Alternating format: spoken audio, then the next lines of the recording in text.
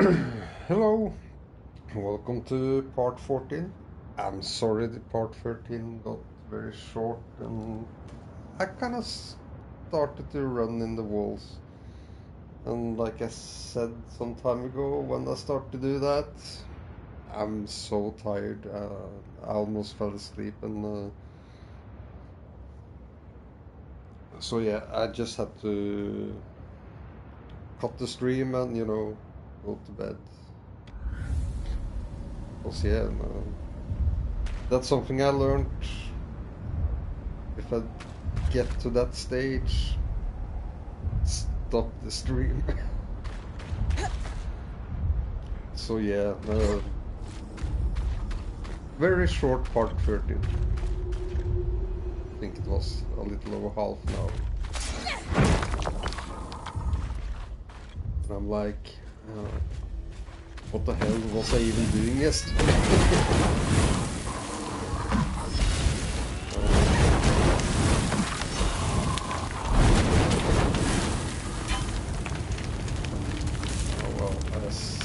Where I am at least.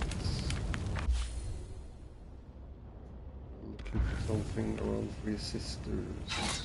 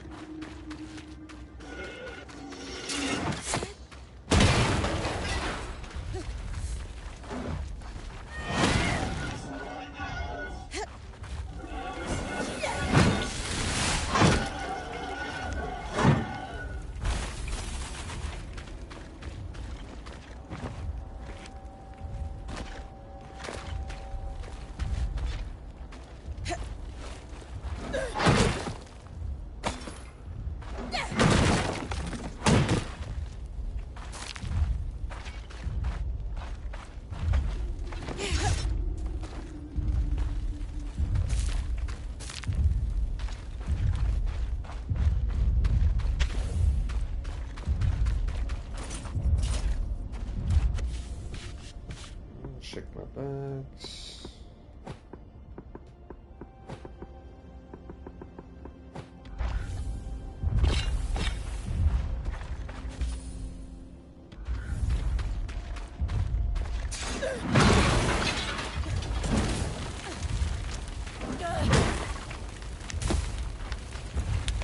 Let's try find health potion.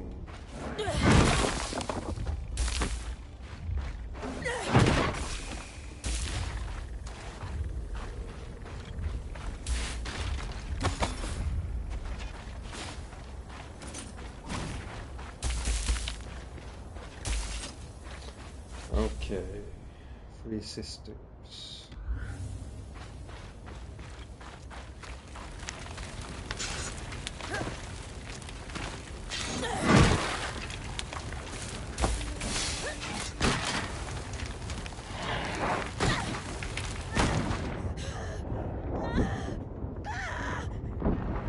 Come on.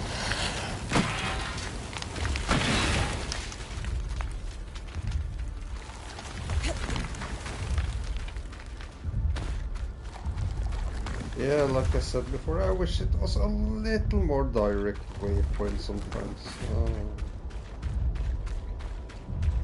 Even if it's a Three Sisters, it can actually be some distance away.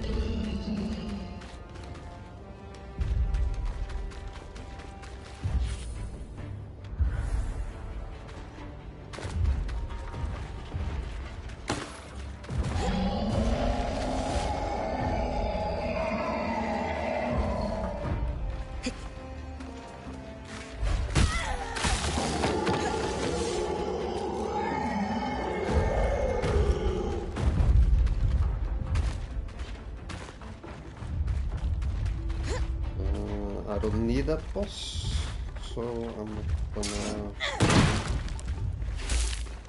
spend too much. Well, I probably need resources, but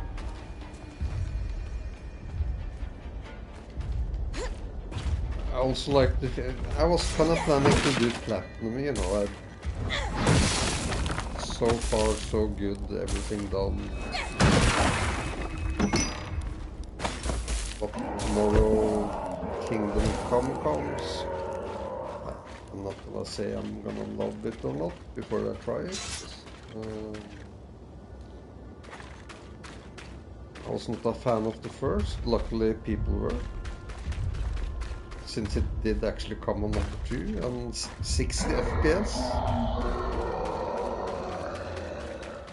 which was a killer on PlayStation. I did play it on PC, but on release was too buggy.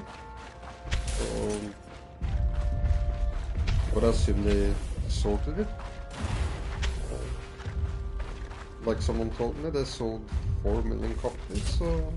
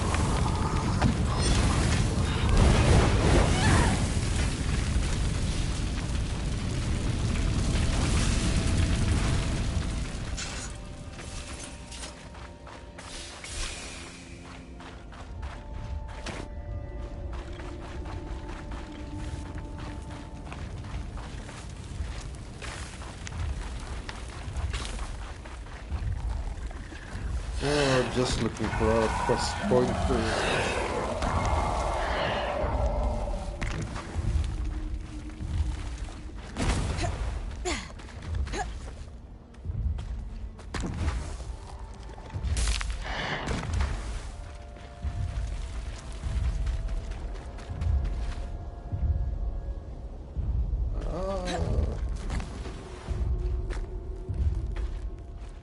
Finally.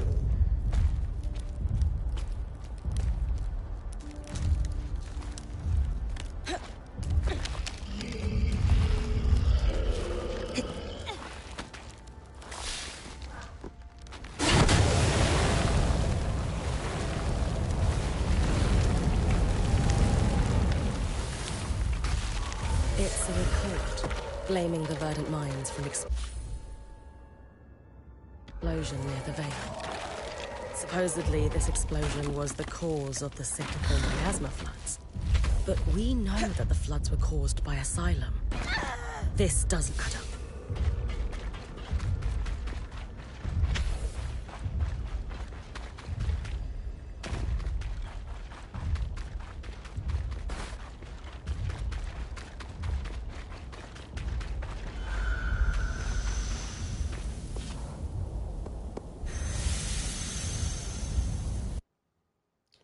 So hope you all have a good day there. Slept well.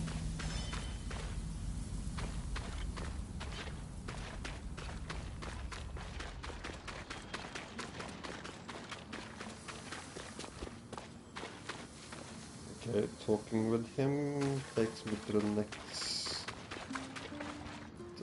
story mission.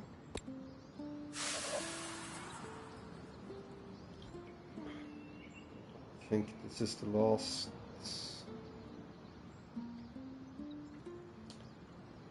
side quest before I guess step 3 of main story, which I assume like is the last. Seems like it's 3 big steps in the game. So what did we find out? Any big revelations?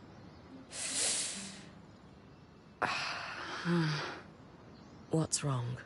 This isn't what I expected at all. I think you need to read this yourself. Well, sure, but... Alright. This is one of Lucia's journals, right? Yes. I washed my hands of it, but they pressed onwards. He was fully aware of what I taught them, of course. What I'd taken from the Institute. And so, he let it happen. He knew they were going to try to pierce the veil, and now dozens are dead. He knew Vial, broke bread with them. But when they and the rest of the Verdant Minds went off to die, Kenrick just watched. And now read this. A transcript of one of his speeches, delivered around the same time that journal entry was written. We will root out these dissenter vermin at all levels of administration. Their ideology has claimed too many lives to be allowed to breathe free. In the meantime, to ensure peace and prosperity, martial law is in effect across remaining settlements. So he let the explosion happen, and used it for his own political gain. Wow. He's a real piece of work. He didn't exactly engineer this, but he isn't innocent either. He sat back and allowed the Verdant Minds to try breaking through the veil. Then they unintentionally triggered a huge explosion, conveniently wiping themselves out in the process. And just like that, the Eye had a scapegoat on whom to blame the cyclical miasma floods. He used panic and fear to secure himself a spot as provisional leader. But everyone eventually forgot that provisional bit. I genuinely didn't expect this at all. I thought I'd find out that he'd just been mildly conniving all his life, not this. So, what do we do about this then? We need to confront him. He may be the Enclave's leader, but we can still take him to task on what he's covered up. Wait, what? You really think that'll work? Yes. I'll present him with our evidence, and he'll have to give us an explanation. I'm open to the idea. But what makes you think he'll want to speak to us? I'm confident in my powers of persuasion. I may be young, but a lifetime spent orbiting the seats of power in Judea, well, let's just say that I know how to appeal to a politician's better judgment. Well, I trust your judgment. Excellent. I'll finish writing this dossier, and I'll meet you in Cassidon's Hold. Have faith. It's not you who I'm lacking faith in. Trust me. Anyway, I'll see you at the Hold. I won't be long.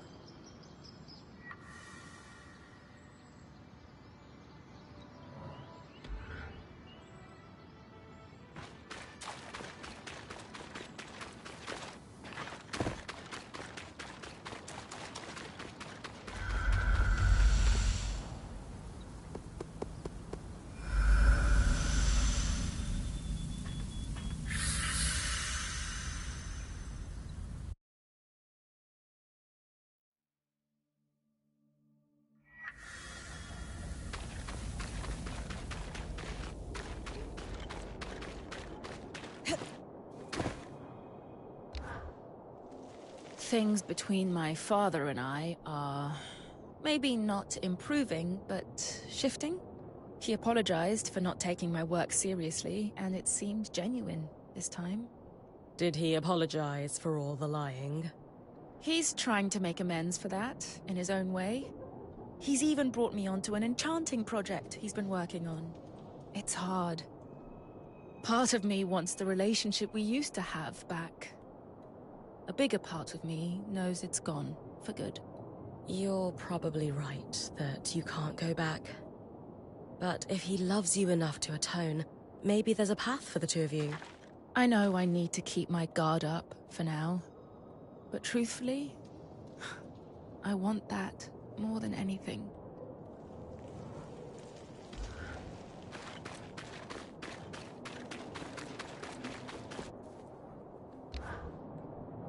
Why do I feel as if I'm about to have my time wasted? Please allow me to present my research. I promise it won't take but a moment.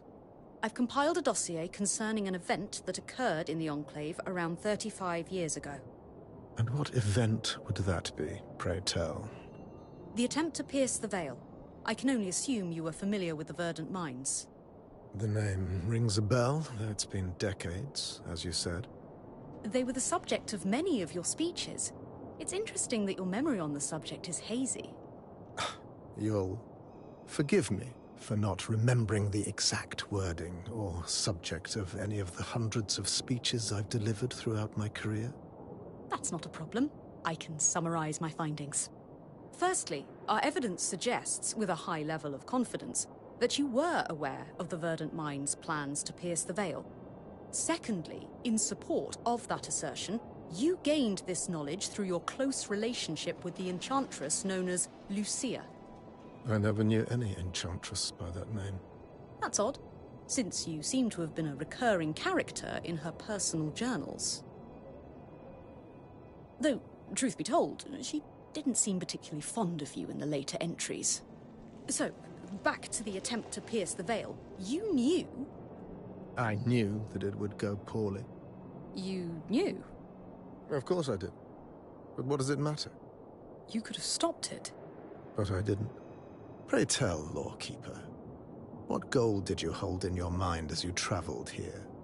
I wanted to learn the truth about the past, to uncover what had been hidden. Lane Free Selectus. That's who you are, yes? That's correct. Though, I'm not sure how... never mind. But my research... House Lectus of Udea. It's no wonder you felt the need to make something of yourself. Well, today will not be that day. Nor, I believe, will any. I won't waste my breath debating a jumped-up little snot from a house so consumed by cupidity that it can't even keep its hearths lit. Once a failure of a house, always a failure of a house. And it shows in your insipid rag parading as research. Did you just call me a jumped-up little snot? No, I didn't. You must have misheard me. I... Will that be all from you? I have other matters to attend to. Skies! That is enough. Lane deserves better than this disrespect. You dare to speak of respect? You, who broke into our home, who undid Asylum, who attempts to destroy decades of societal progress. I'm trying to help rebuild the Enclave, not destroy it. Self-important jerks like you aren't helping. I have single-handedly held back the tide of oblivion. I'm not self-important. I'm a damned hero. You and your lackey will remove yourselves from my presence, or I'll call the guards. Bryn, thanks, but it's not worth it. I need to go. Skies above. I was worried this would happen.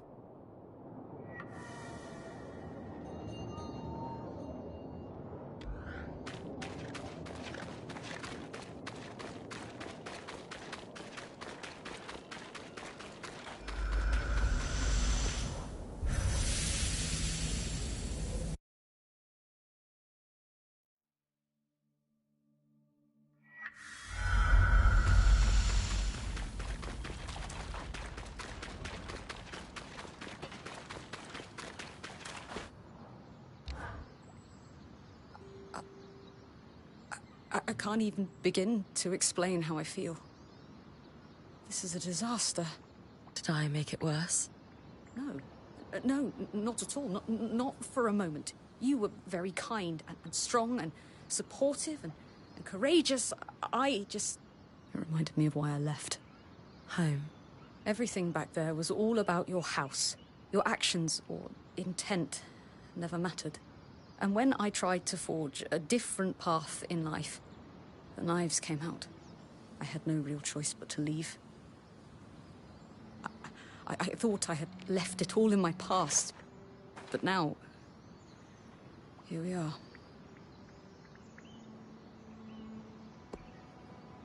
I'm really sorry, Lane. It must be hard to be reminded of that. Do you want to talk about it? I think I need a little while to consider my next move. Maybe a long while. Sorry. Good afternoon, That's all right. gaming lover. I'll be Nice to here have when you you here need me. as always. Thanks, Bryn.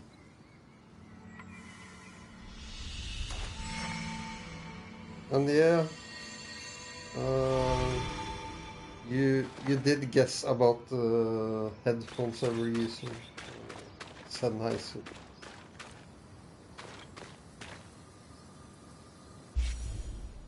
Just had to point that out.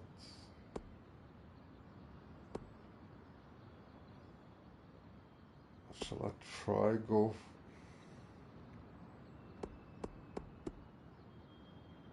I might as well try finish those. Where did I leave my mind?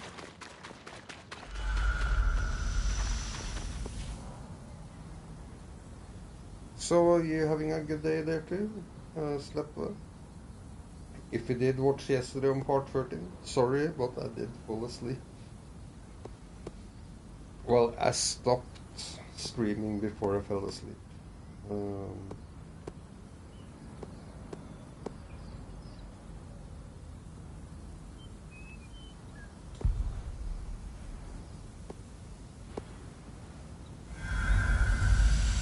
Because that has happened before, so when I started to run into walls and barely could keep my eyes open, I was like, nah, I just have to stop.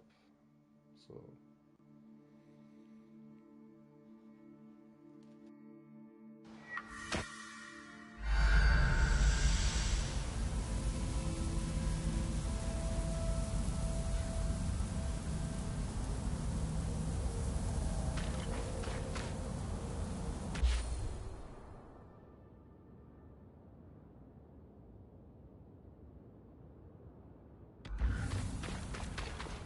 that's good to hear.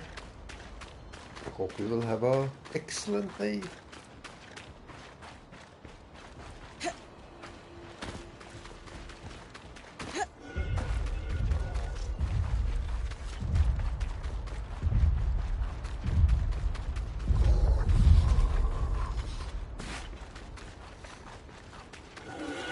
Actually, have a few other games I would like to try, but Kingdom Come comes tomorrow, which I want to try. So it's like,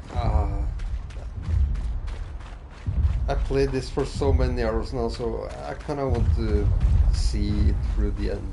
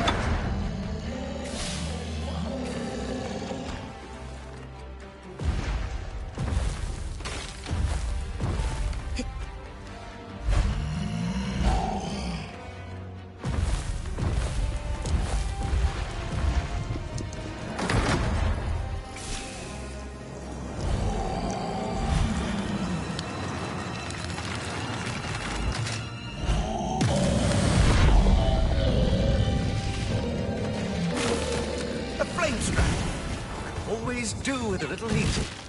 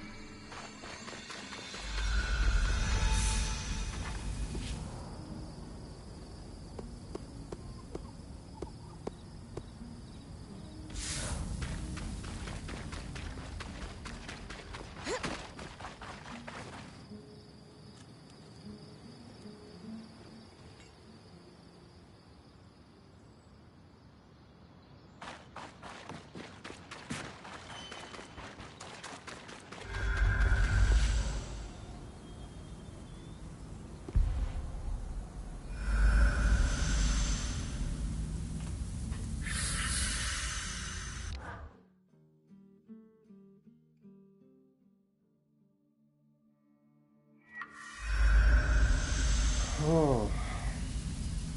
This boss I can't quite remember how I did.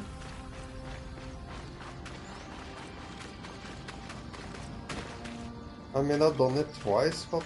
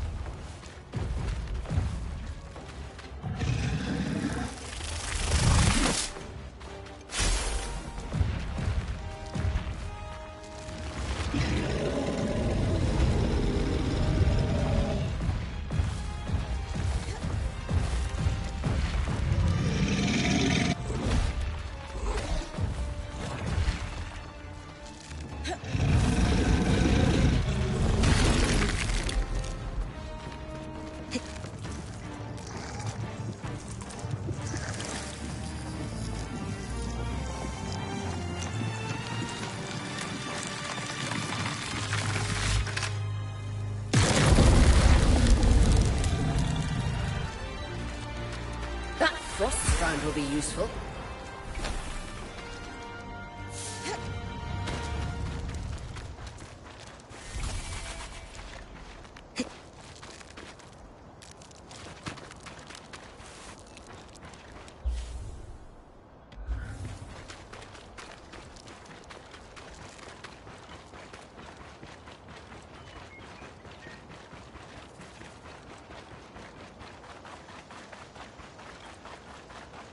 Yay! I was not sure how to properly do it, so I was like, yeah, I'm quite satisfied there.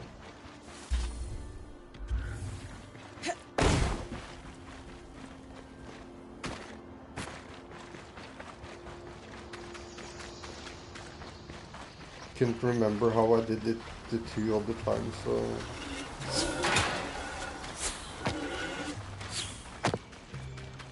Okay, then it's on the main story left. So far?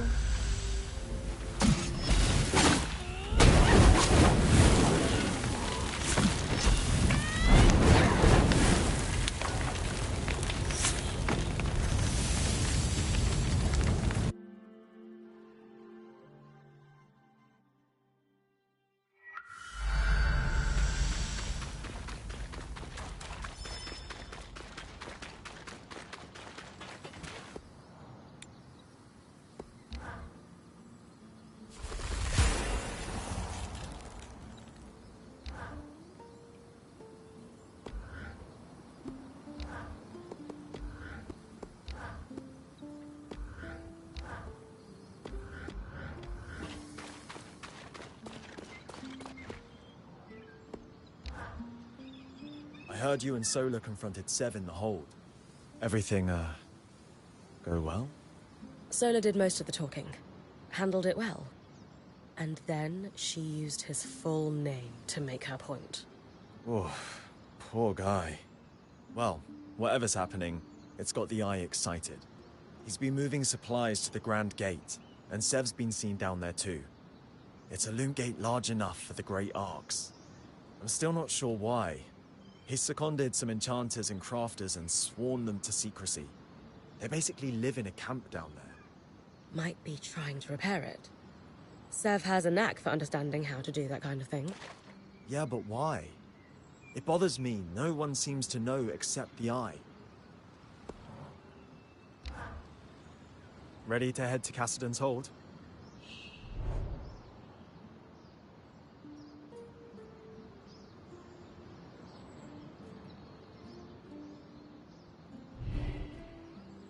Still need more. I'm here when you're... Just gonna save the game.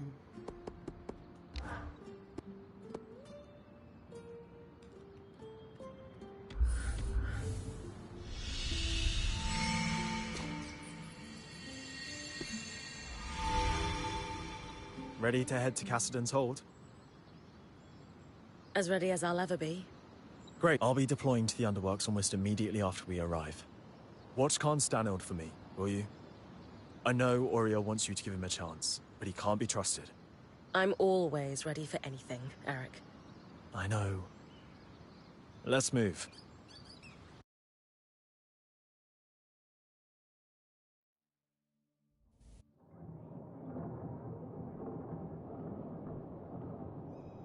Decades of caution have been rewarded, friends.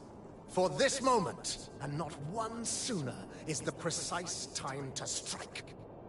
Today, we wrangle our lands free from the Surgeborn's grasp and reclaim our hearth once more. Whatever it takes.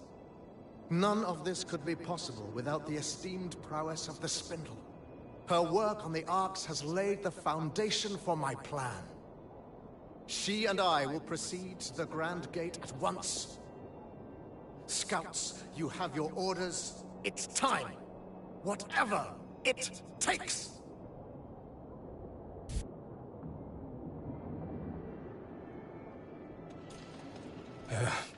Bryn, you need to come with me. Now? Yeah, no time to explain. And Aurea, you should get on the scry. All right. Whatever you need. Let's go. Sev, I know you said there's no time to explain, but want to give me a clue as to where we're going? So, obviously I've been working with the Eye. Well, he had me repair the Grand Gate. It's connected to this place called the Source, and, I guess that's where the Surgeborn came from. He's got this plan to go there and solve this problem once and for all. Right. I heard that part of his speech already. What does this have to do with us sprinting like an Ash Peak Drake is on our heels? So there's, it's better if I just... show you.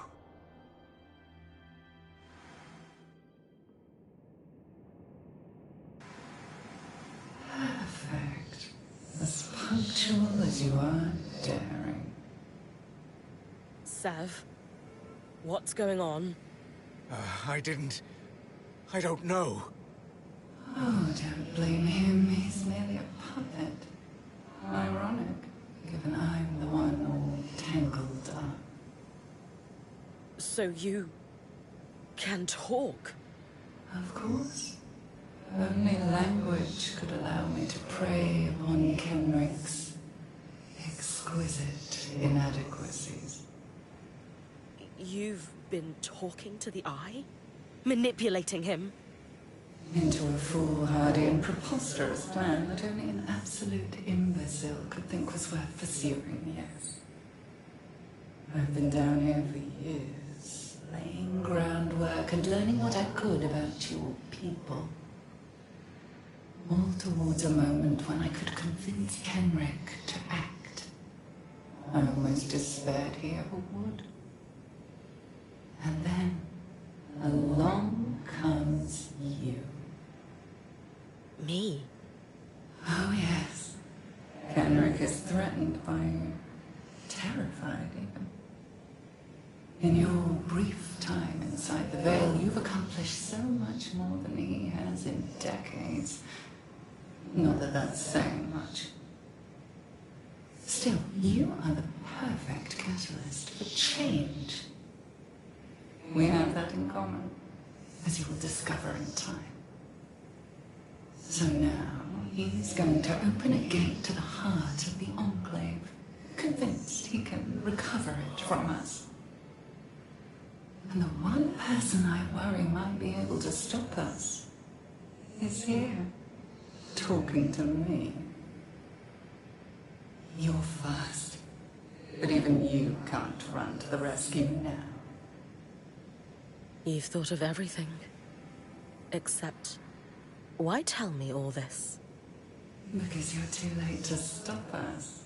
And even if you weren't, no one would believe you. Sure. Unless they were listening. Quit taunting it, Bryn. You've got work to do.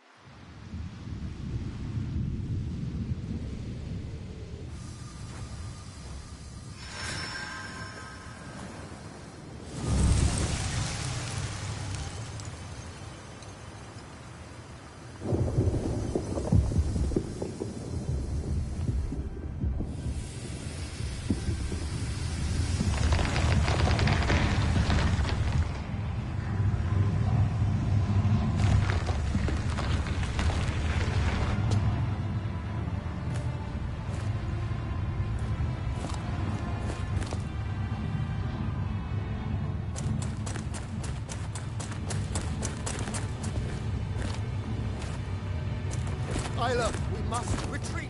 No! I'm staying to fix this.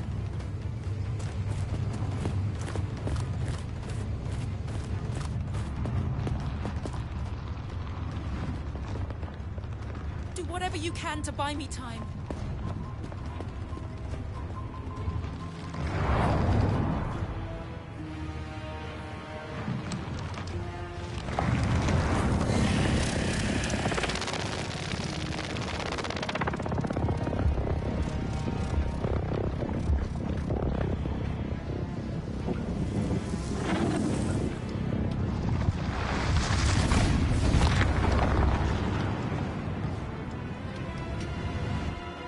Bryn is seriously about to beat that thing.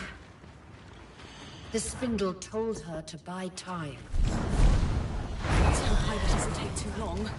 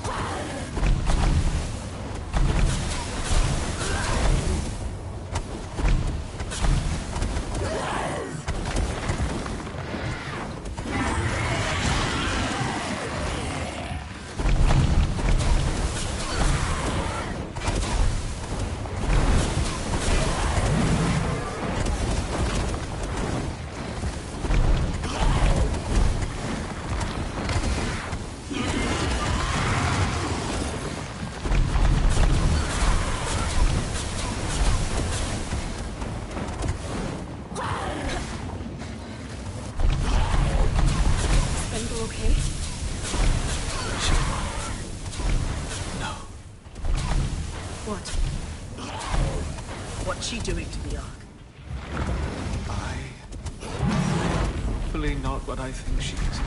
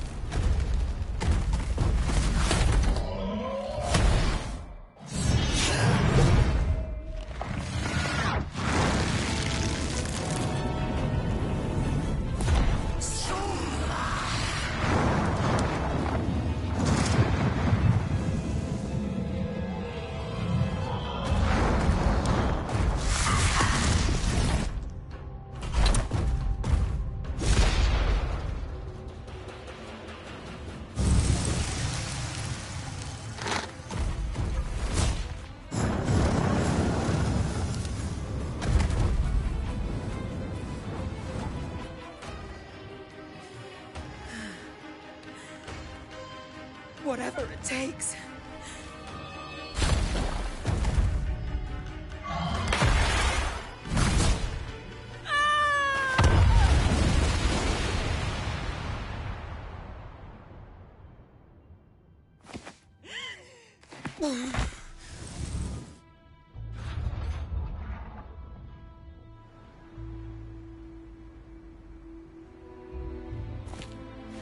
Fine.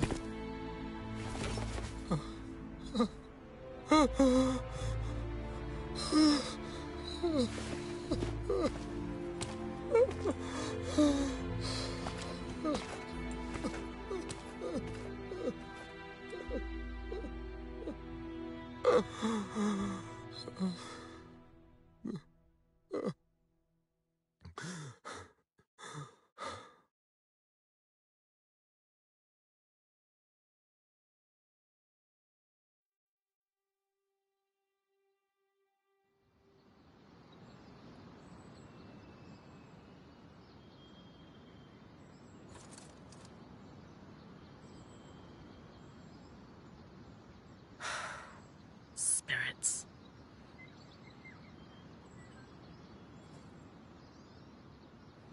Okay. Okay. They're going to need me out there. Just up and at it, girl. Aurea. She'll know what to do.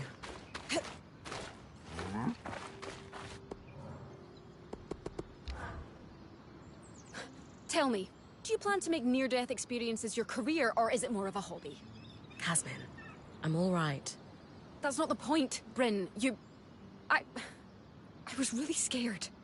I know. You're okay. That's what matters. Sorry, I just felt myself going back to a dark place. I understand. I'm here, though. Safe and sound like everyone else. You're right. We're all here. That's what matters. Just do me a favor and rest before you go after that thing again. I know you. You don't like to leave anything unfinished. For your sake, and mine, I'll rest first.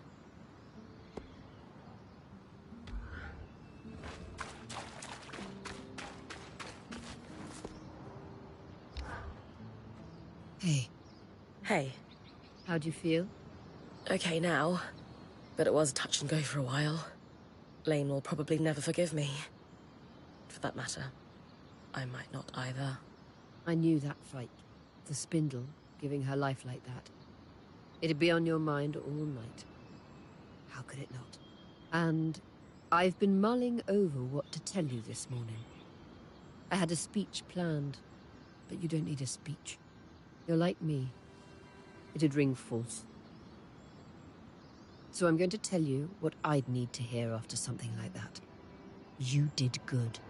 It was an awful situation, but you stood up and did what needed to be done without hesitating. Not many people have that kind of grit.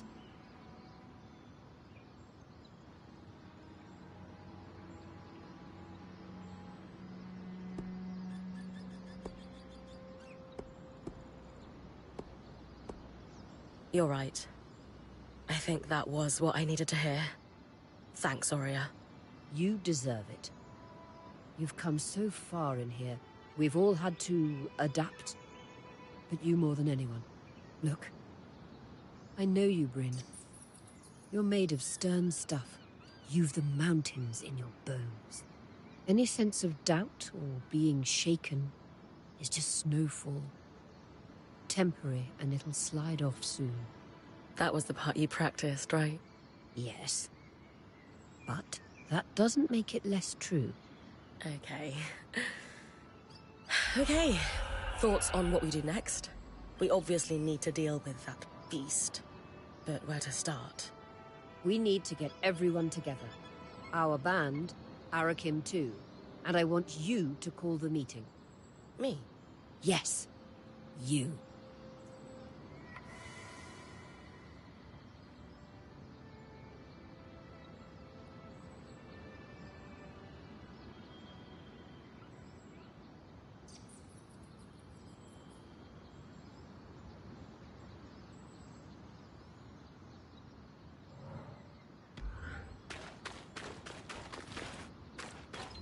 The spindle sacrificed everything for us.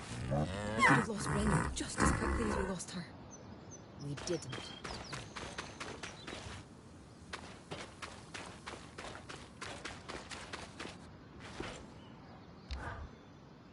The bar I'd set for my expectations of him was low. Subterranean. You would have to plumb tremendous depths to even glimpse it. And yet, I never would have expected him to stoop quite so low as he did at the Grand Gate. Hey, Lane. How are you holding up? Oh, fine. And you?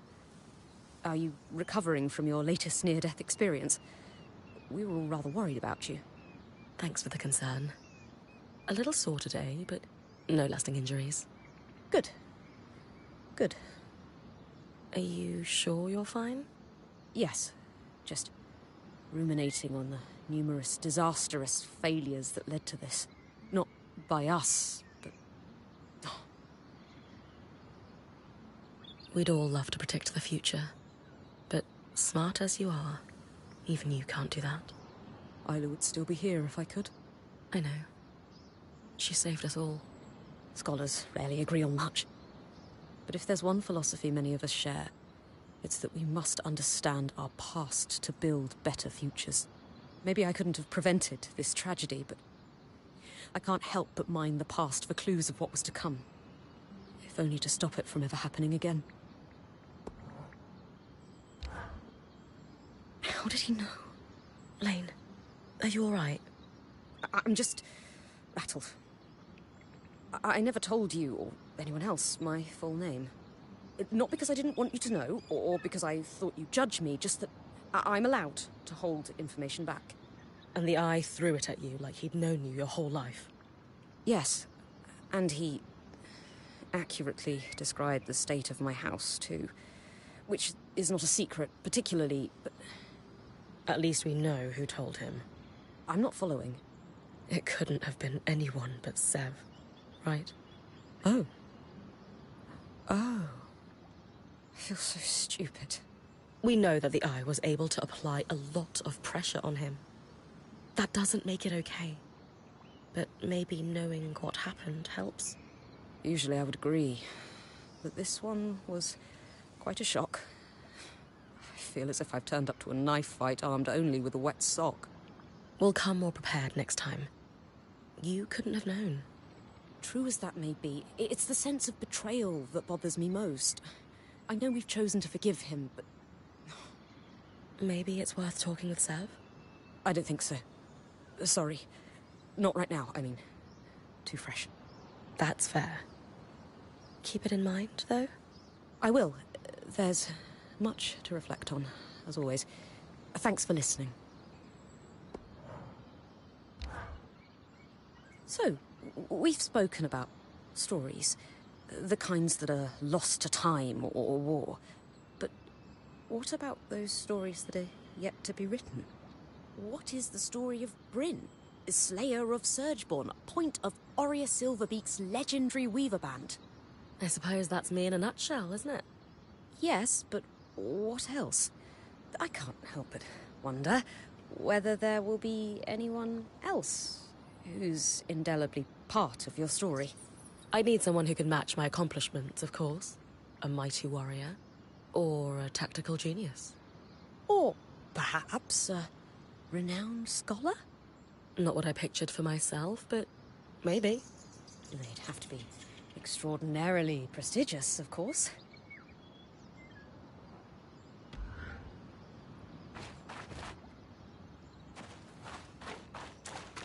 Isla sacrificed everything for us.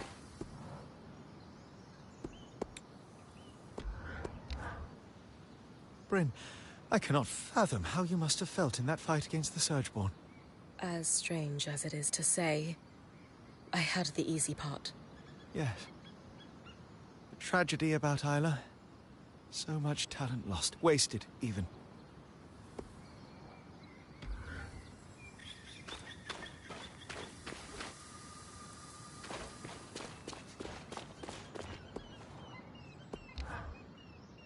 Hey, Eric. I'm so sorry for your loss. How are you holding up after everything? Thank you, but I don't think you want the real answer to that question.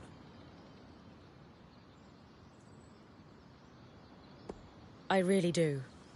You look like a pot about to boil over, and your people need you focused. So let me have it.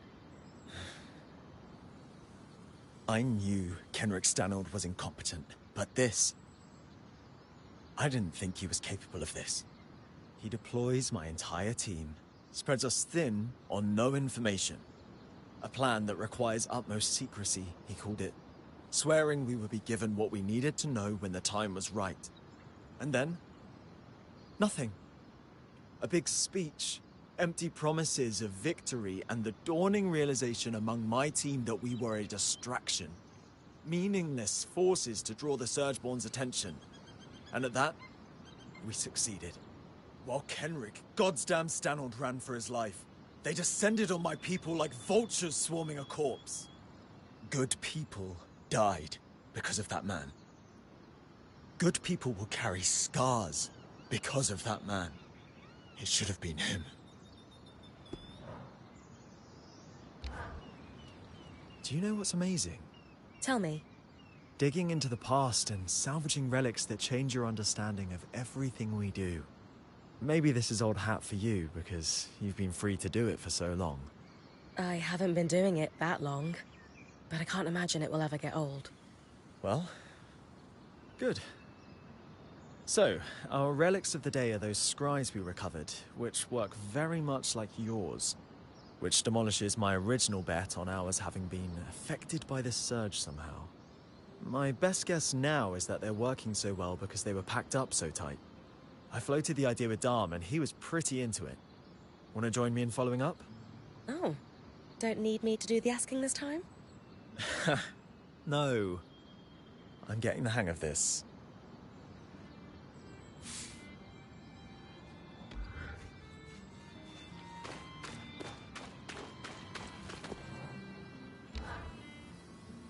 It's good you're here, Bryn.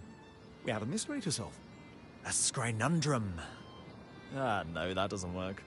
Scriddle? Ah, damn it. That's so much better. You two are fun. To business, though, what we need to really work on the scries is a new set of the tools I use to maintain ours. Do you not have them? Lost in our mad dash through the Veil. I hadn't felt the urgent need to replace them just yet, but if we're to compare and contrast our three classes of scry, we'll need them. We haven't needed these tools until now? Like most Enclave enchantments, the scries are incredibly durable. I normally maintain ours every few months. We had more pressing matters at hand, until this mystery reared its head.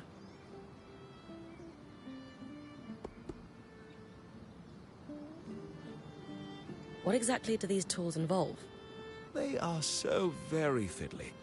Small optics for examining the casing, tiny enchanted ones to target the patterns that form the images and keep the sound clear. That sort of thing. Like tuning an instrument. Could we not borrow some from Eric's people? I tried. I would consider their tools insufficient to our needs. He's saying they're bad. I'm saying they're bad, but politely. This is usually the part where I find myself wrestling a giant lizard or something. So you might as well just tell me now. Bryn, you never fail to cut to the heart of the matter, but I have good tidings. We need you to pick a flower. A flower? That's it? Not quite. It's from a plant renowned for its magical sensitivity called Mirian's Bloom. And the tricky part, Dom was telling me, is that it can't be moved via any kind of teleportation. No loom gates and such. Indeed, and complicating matters, it withers very quickly once picked. Lane and I can stabilize it, but we'll need our workstations here to do so, which means... I'm going to have to run. Pretty much. Sorry about that. I'll just stretch extra. Do we know where I can find some? Yes, in the swamp not too far from here, on the other side of the hollow. Sounds like a plan.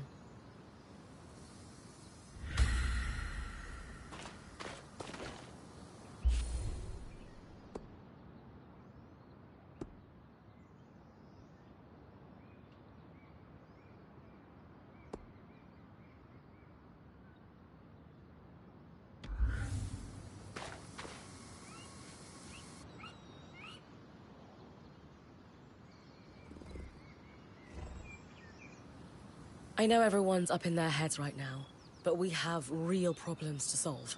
So let's clear the air. Are you running this discussion, then? She is. Sev, this has to start with you. We knew you were working with the Eye. We told you we'd have your back. Help us understand what happened. Just breathe, Sev. Start from the beginning. I'm sure Bryn and Sola told you all. But I belong to an order called the Norians. We're sometimes called the Watersmiths. Imagine my surprise to learn our talents had been critical to the construction of the tapestry. Our order binds us to always help another Norian. Especially a high-ranking one like Stanild. And to keep their secrets. So that's how he sunk his claws into you. Why is the Order so secretive? We've always been critical to the survival of Taza. Water is life in the desert, and we control the flow of water.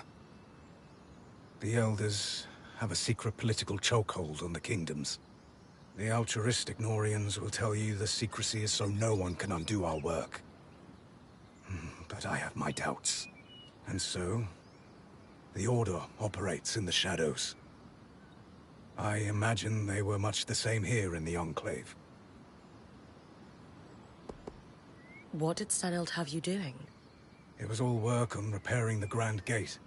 He'd heard about our success with the gate in the Hollow and felt I might be able to replicate it.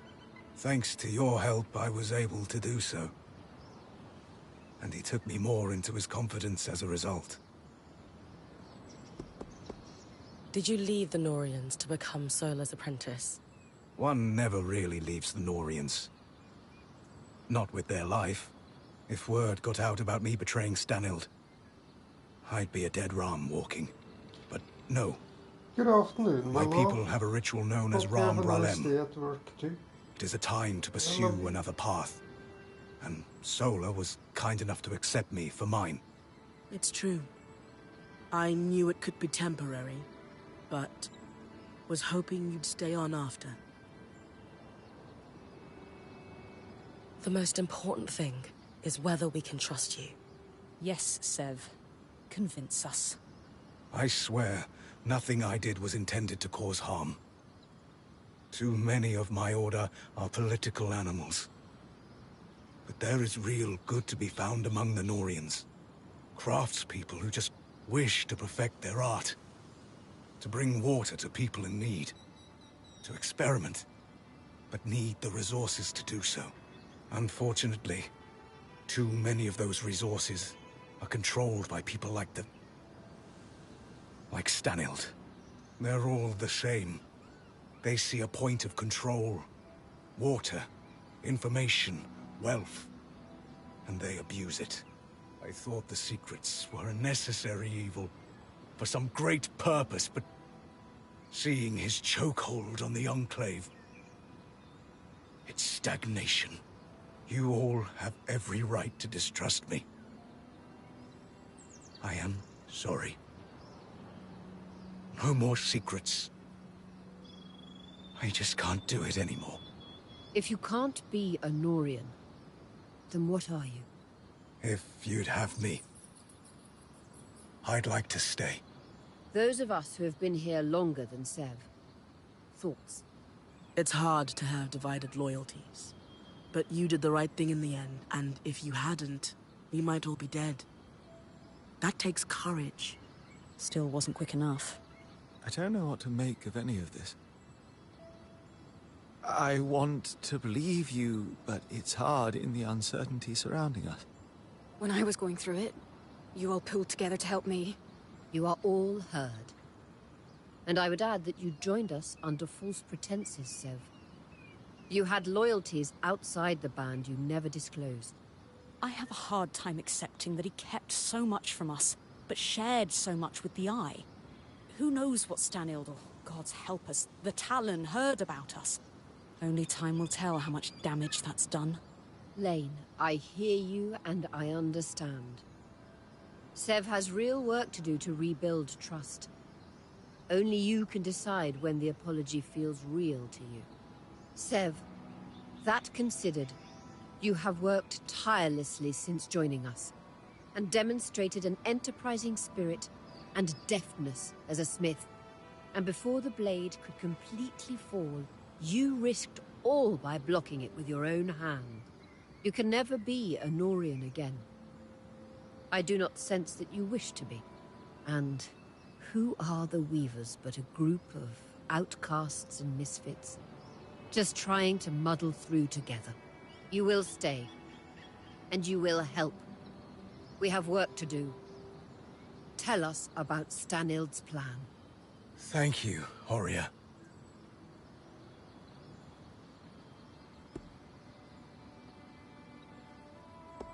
I won't dance around it. The situation we face is not good. The Surgeborn are more strategic than we could have imagined. Now, we have no idea what they're planning, but we do know that they can plan. That's our edge. But here's our challenge. That Talon. It spoke. It knew things it couldn't know about us. We're on the back foot and need to catch up fast. Then let me, as Horia said, help. After I repaired the gate, Stanild took me completely into his confidence. He'd been questioning and learning from the Talon. Or so he thought. Not realizing he was being manipulated. He was increasingly estranged from his daughter. I'd wager he was desperate for a friend. I'd agree. Based on what he'd learned from the Surgeborn from his friend, he put together a plan. Use my people as a distraction to pull the bulk of the Surgeborn out of the underworks. Or while he used the gate to... what? There is a place, deep, deep underground, known as the Source. A feat of engineering unparalleled. It's the secret to the Enclave's power. The abundance of magic. The heart of the tapestry. The thing powering the Veil. There was only a single loom gate still connected to the Source after Asylum cleared all connections. And I'm the one who repaired it. The Grand Gate would take him right to the heart of things, then. Exactly. Stanhild thought he could... what? Sneak down there and fix things somehow? Tear down the Veil? His hope was to go down and secure a working space, sealed off from the distracted Surgeborn. He wanted to eventually fix things with the help of the Spindle. All glory to his family. That arrogant idiot. He'd read in his personal archives there was a system designed to shut down the source. In the hopes of discovering how it worked, he had been feeding information to the Spindle about it in drips. Meaning she might have been working on a fix for the source without knowing it. Then we have to pursue her research, clearly. Good.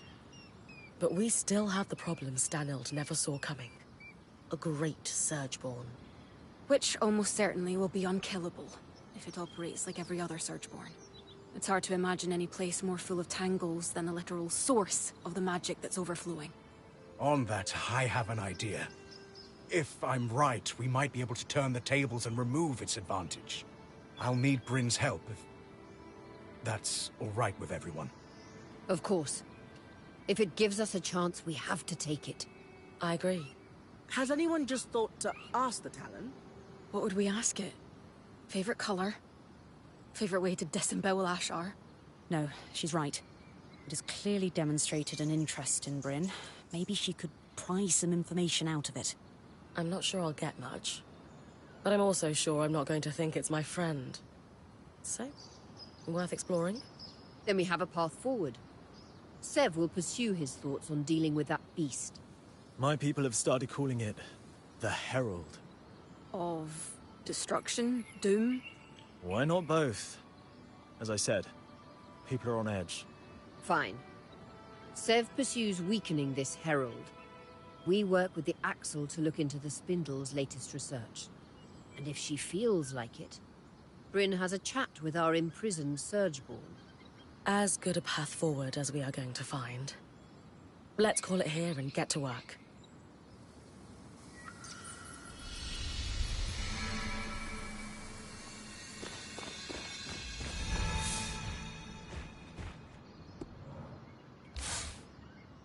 I appreciated your candor in the meeting, Sev.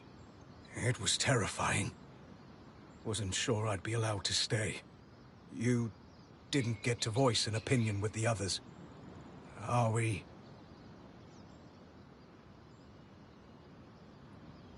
I'm not upset with you.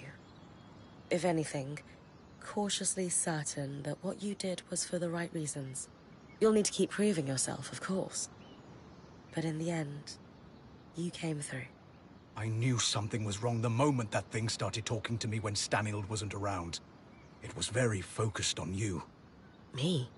So much so that it said the only way the plan would succeed was if you talked to it. It reeked of trap. I didn't survive a decade around Tarzan Norians without picking up when someone's holding a knife behind their smile. But you still took me down there. Sorry. An educated risk. I felt there was nothing it could do and wanted the whole band to hear it talk. I don't think it understood we have the scry. And Stanhild wouldn't use one, of course. The Talon was his deepest secret. Whom would he tell? Can you tell me more about Stanhild's plans for once he went through the Grand Gate? He was counting on Isla. She was exceptional at protective fields. But even then, no. I don't think he had a real plan. The Talon had convinced him he'd be able to survive and, fool that he was, he trusted it. We can't afford that mistake. But I have a theory. You know how the weather sometimes skews wildly hot and cold? Right. The aeroliths. What else do we see on similar cycles? Miasma. Exactly. So, it follows. You think the aeroliths are able to affect raw magic somehow? I do. And in Stanhild's private records and designs. I found notes, specifically on aeroliths with Norian commentary. You think the Norians were involved in their creation? It would certainly explain why Tarza had such access to aeroliths before the Surge. If I'm right, this might be the key. to making the source survivable. Fewer tangles means less dead me. Absolutely. Where do we start? You'll need to head to the Watersmith area of the Institute, and I'll guide you from there.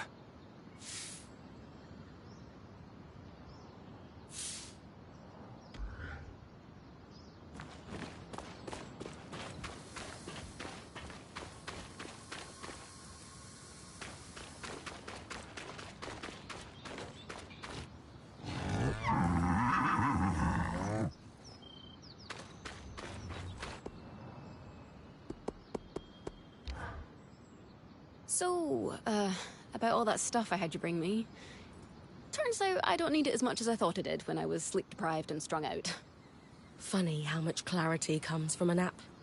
Yeah. Anyway, I've put all those materials back in your chest. Along with a few other things Aurea and the band found cluttering the caravan. Wow.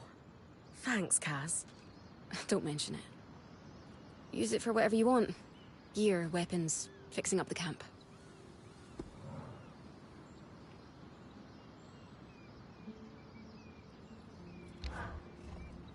I hate to do this when we're already dealing with something like 7 distinct major crises each day.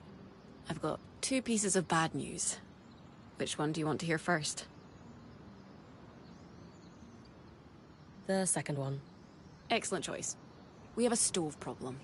We use specially enchanted coals to maximize burn time and minimize weight, and we're dead out of them. And second, the stove itself is dented. Rather badly. What? How did that happen? I don't know. I don't do stove maintenance. I'm the logistics girl. Maybe Sev sat on it. He's still got bum fur, so if he did, it wasn't on. Regardless, this is a Dam and Sola fix. One problem each. I'm not sure they're in the best place right now. That's why I'm asking you. They both love you, and can be grown-ups for the good of the group. Aurea's already sick of salad.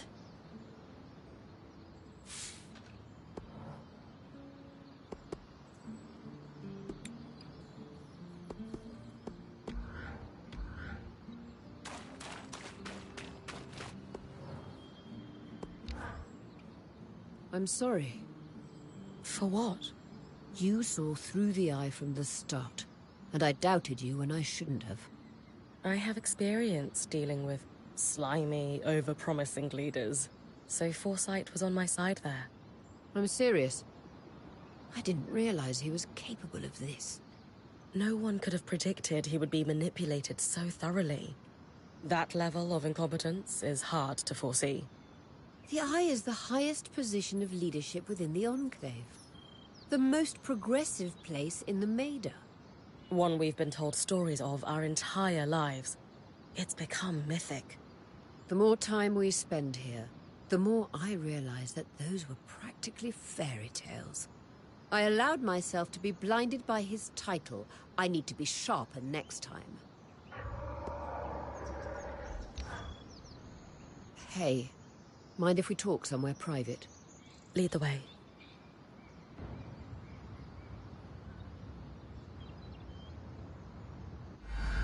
I won't be returning to expeditions. I've known for a while now, but I couldn't bring myself to admit it. My days as Point are over. I thought you were recovering from your injury. Not as well as I should be. That I got injured at all was a sign that I'm not as fast as I used to be. I should count myself lucky. Not many Points get a career this long, but I'm not ready for this to end. Especially here, of all places. What kind of legacy is it to reach the Enclave only to sit by the fire? But you've had an incredible career. And it isn't ending just because you can't go on expeditions. I know, but it's not the same. And some part of me was hoping to end on a big score. I thought if I found out who my father was, if he turned out to be some great weaver like my mother, it's silly. Tell me. I thought I could solidify my legacy in history. Make sense of what my own contributions have been, if anything at all. You're an incredible weaver in your own right. You don't need impressive parents to prove that. And if you had to pick your last act as point, isn't finding your way into the Enclave the biggest score of all?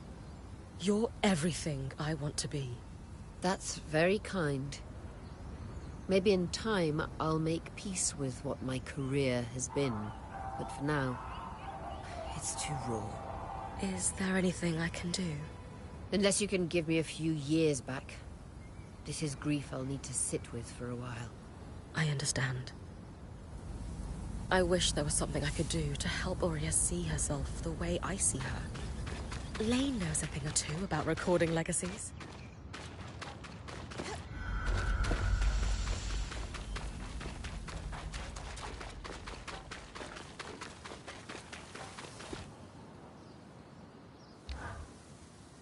Ah, good. We're all here. Yes, we're here to talk about the stove. Anyway, stove's not working. Campfire sucks by comparison. How are we fixing this? Yes, please, let's talk about the stove. How did we run out of coal anyway? I spent 2 days in Varentia working on that last batch. Sure, but then we ended up in the Enclave. So now we need to find more. Also in the Enclave. I don't easily have the materials to process another batch. But the temple might have some. I hate to admit it, but that was the one really useful thing I took out of my time with the Church of the Hallowed Pyre. They know their fuels. Great! Temple.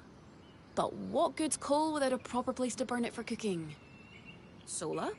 If we're able to find coal like before, then it'll just be a case of reforming and reinforcing the old stove. I will need a few materials. I'll draft up a list for Bryn. Good. Excellent. We're moments away from hot food. Go team! So I'll... Go team!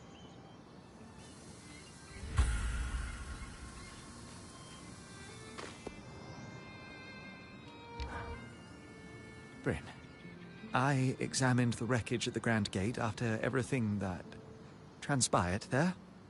Found something useful? A kinetic strand, in fact. The Ark must have torn it from the Herald's pattern in the chaos of the battle. Think we could weave it into my mantle?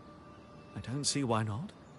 Its pattern appears to be quite similar to those found on wild creatures and Archons. All right. We need every advantage. Then let's get to work. That tree's still ripe with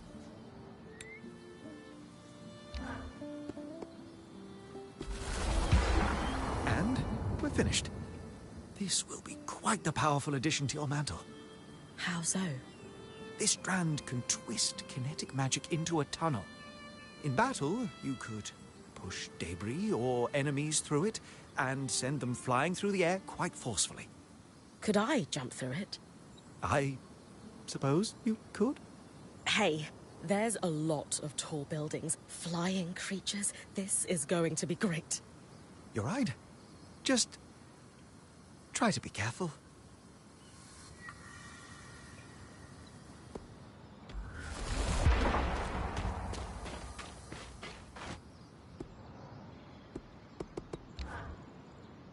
Bryn, would you... Check on Sev? Always.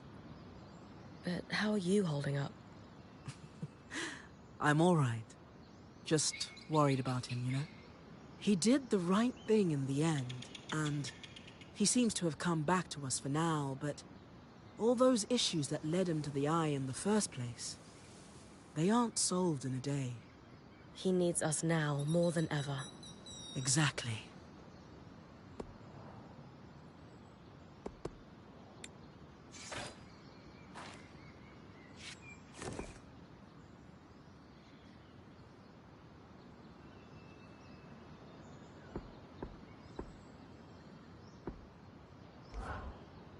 Take them out from a distance, and they'll never know you were there.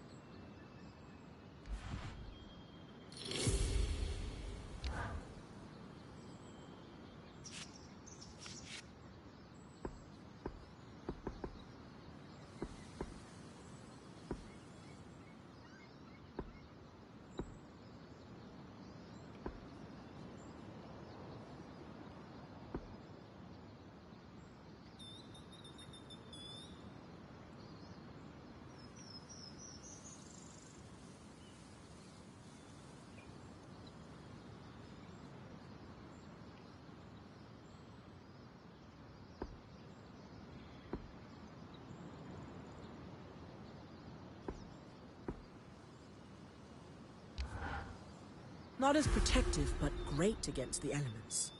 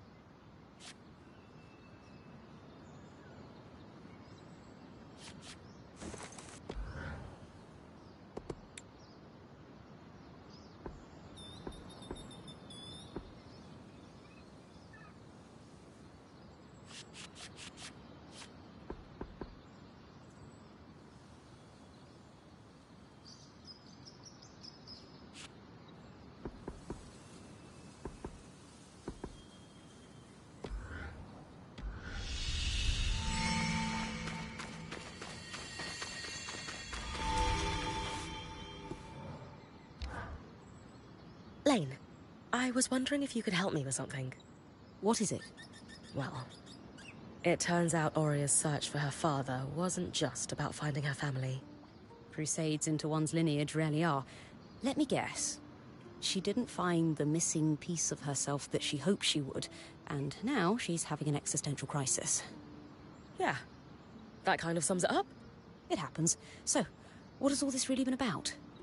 She knows she needs to retire, and she's struggling with what her legacy has been. Ah, isn't it strange how the most accomplished people never seem to recognize their own success? Yeah, I was hoping you could help with that. After all, isn't chronicling a legacy your specialty? We could certainly commemorate her career with a written account. A lovely idea. I would suggest we personalize it with anecdotes from each of our traveling companions, as they've been in Oria's band longer than you or I. Would you interview them for me?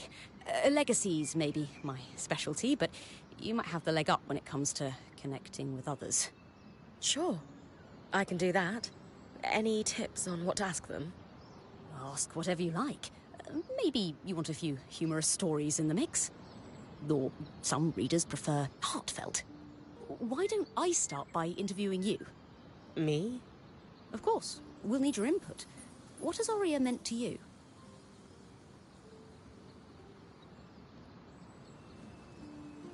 Oria was legendary to me before we met. To have someone like her give me unparalleled opportunity and responsibility, it means the world to me. She's a true guiding light in my career. Great. I'll transcribe that and start her biography. Take notes when you speak to the others and come back to me.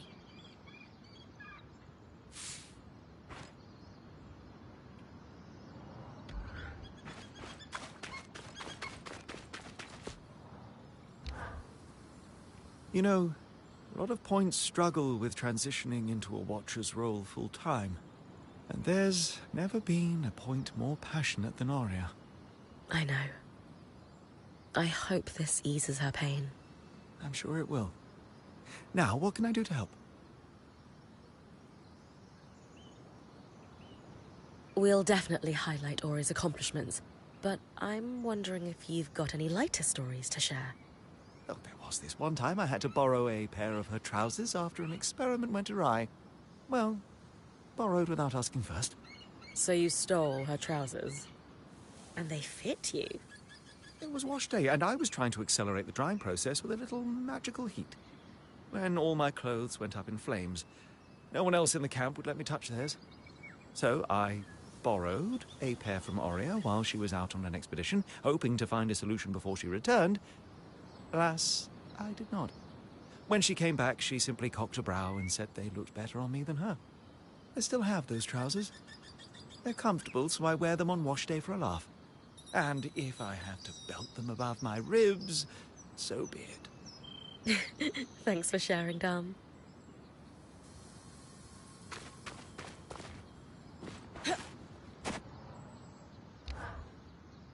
Bren, I love what you're doing for Oria. How can I help?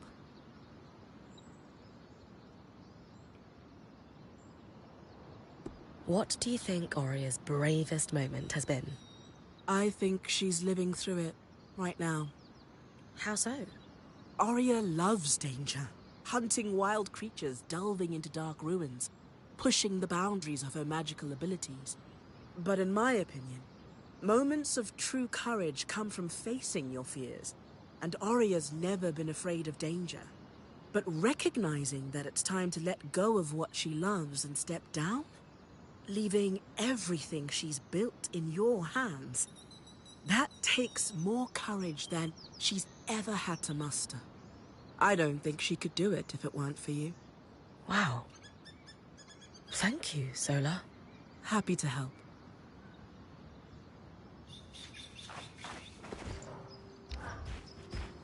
I haven't known Oria for as long as the others, but she's done a lot for me. I'd like to help with your project if I can. Of course, Sev. What do you want to know?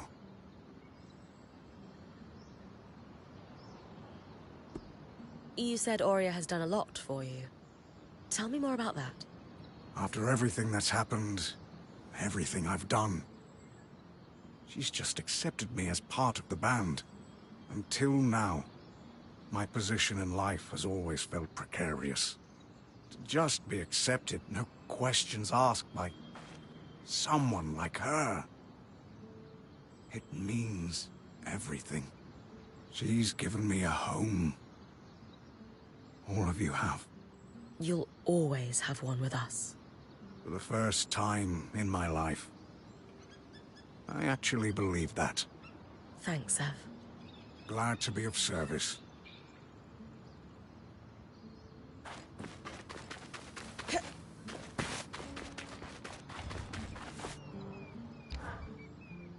Your idea to commemorate Oria's career with Lane is lovely. How can I help?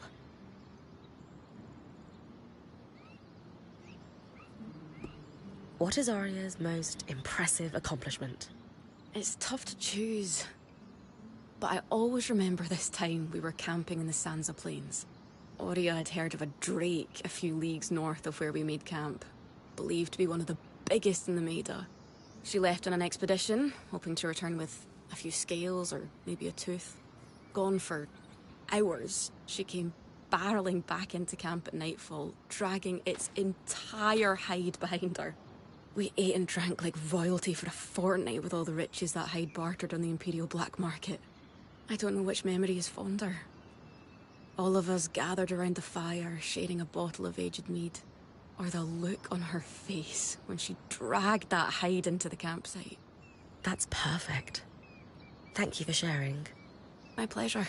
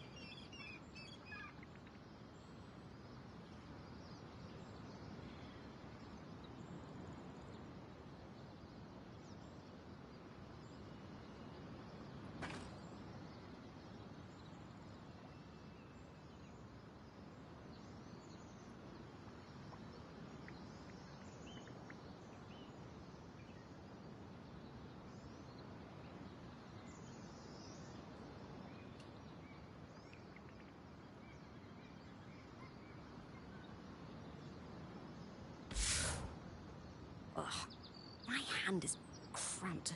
But the account of Oria's career is finished. Great. I'll gather everyone if you're ready to present it. I'll need to ice my quill hand. Of course.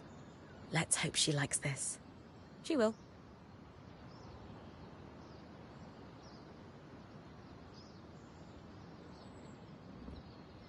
What's going on?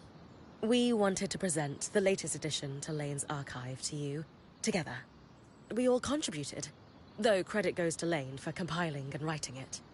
I've titled it A True and Personal Account of Oria Silverbeak Harpinet. What is going on? We wanted to do something special to commemorate your time as Point. You didn't have to do all this. We did. You've done more for each of us time and time again.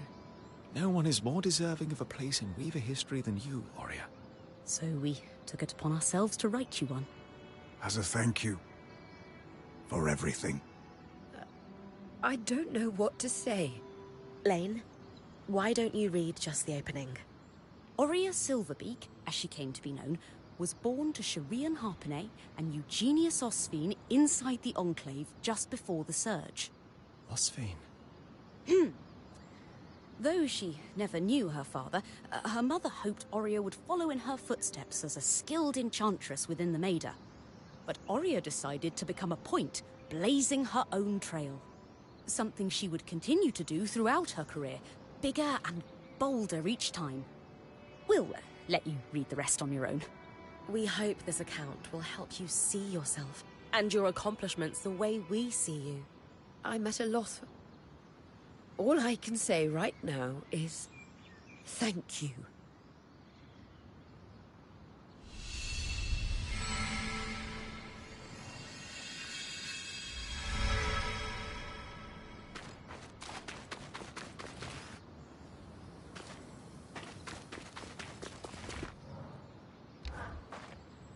Bryn, I was so moved by what you did for Oria.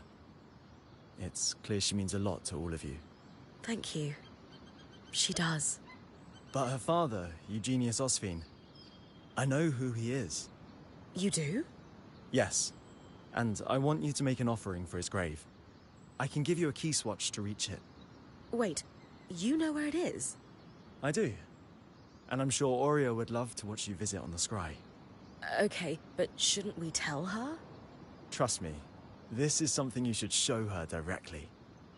Come back when you've got the offering and I'll give you the key swatch.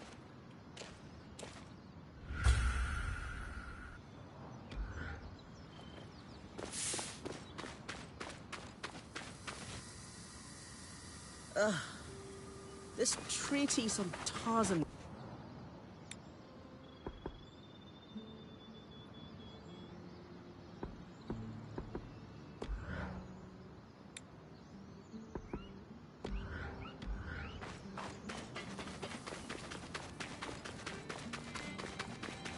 One of Oria's feathers would be beautiful as part of the offering for her father's grave.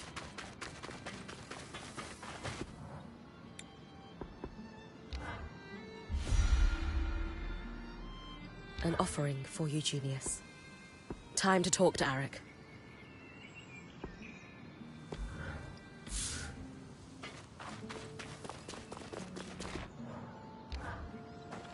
I've made an offering for Eugenius's grave. Great. Here's the key swatch to his farm. That's where he was buried. I'll join Oria at the scry when you arrive. Are you sure you don't want to be the one to place the offering? This was your idea, after all. It will be more meaningful for her if it's you. Trust me. All right. Thank you for this.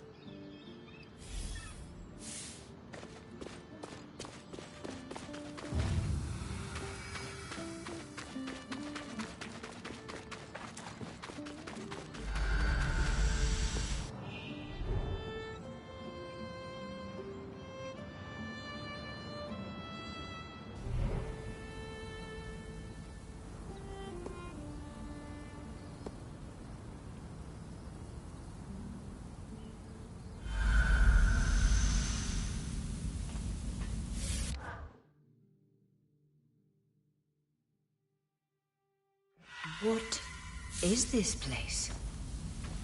Osphine Pastures. Your father's farm.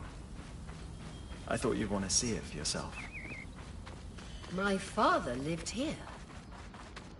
More than lived. He gave his blood, sweat, and tears for the Enclave here.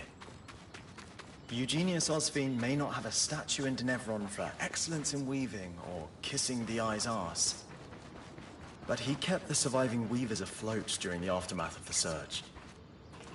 I had no idea.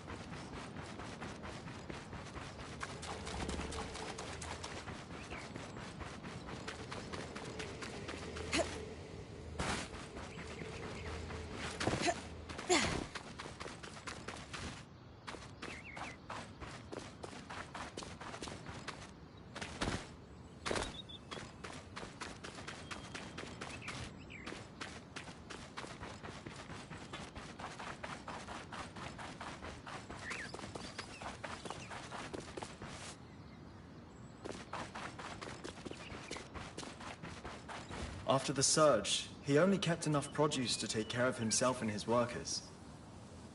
The rest went to weavers across the Enclave, and his generosity led to many helping him in return. I can't believe he did so much for the Enclave. He was a true leader, if not in the most traditional way. A community of workers formed around him, including ex-points, who would transport his food across the Enclave in these caravans. Many of whom went on to form the Scouts as an organization that still exists within Cassidan's Hold today. So that's how you know all this.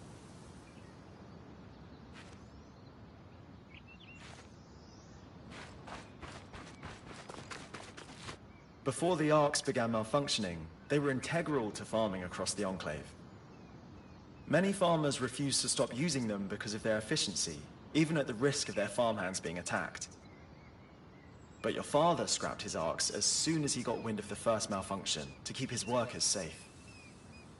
That can't have been an easy decision. But he made it, anyway. Everyone thought he was mad at the time, but in a few months, when the attacks became widespread, his forethought was recognized.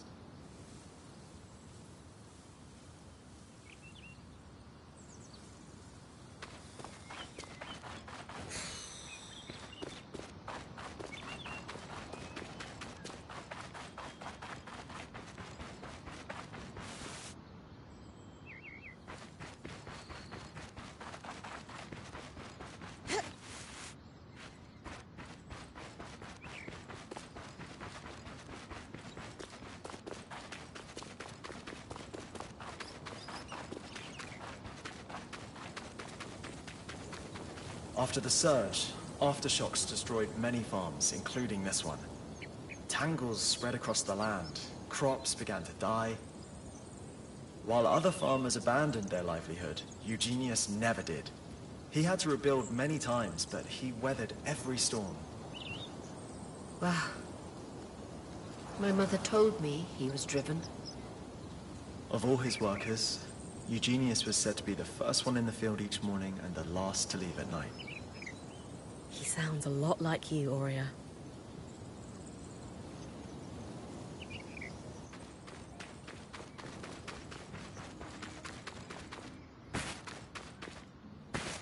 This looks like a wooden carving of your mother, Aurea. Please, bring it back for me. Of course. This must be your father's grave, Aurea. I'll place an offering here. It certainly won't be lonely. Are all these offerings for Eugenius, Eric? Some of the flowers are fresh. The Scouts continue to take care of his grave to this day, to honor all the sacrifices he made for the Enclave. He must have been an incredible man. This is so much more than I ever could have expected. Thank you for showing me, Eric. Truly. And Bryn, when you come back to camp, there's something I need to do.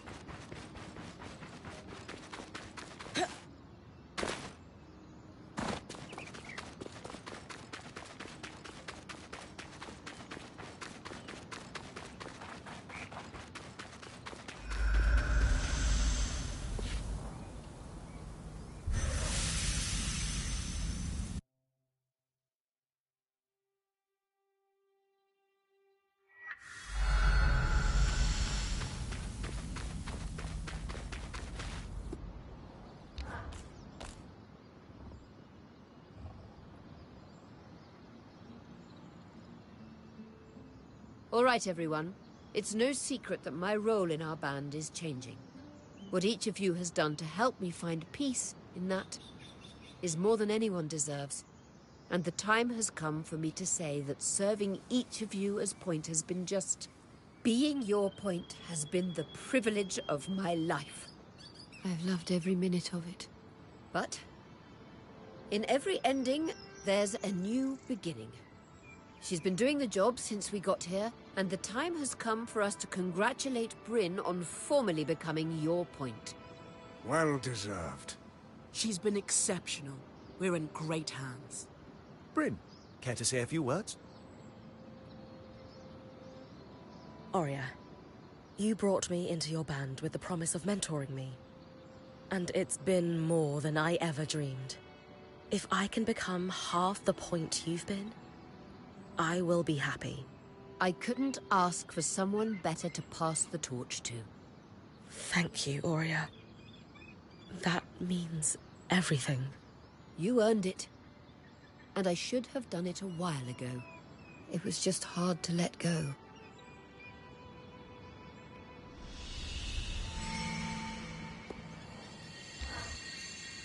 What my father did for the Enclave is...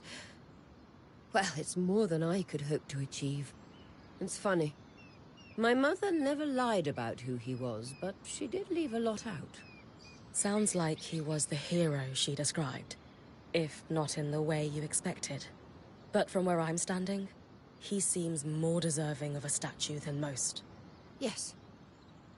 You know I never looked down on my father for being a farmer, right? My reaction to finding out his identity for the first time wasn't about his job or him not being who I wanted or expected him to be. It was about me, not being who I thought I wanted to be. But Perhaps my way of measuring success has been far too narrow all these years. And I can't help but wonder if my mother's was too. If that might be why she never told me who he was. Maybe that was a part of it. It wasn't like she put pressure on me, but there were always unspoken expectations. I needed to perform. And I'm grateful to her for that. I wouldn't have the career I've had if it weren't for her. She was a great mentor. But perhaps there's a cycle to break when it comes to how my family has defined its legacy. I think that's beautiful. You do? Of course. I told you I look up to you. I can't wait to learn as much from this phase of your career as I have from all the others. Me too.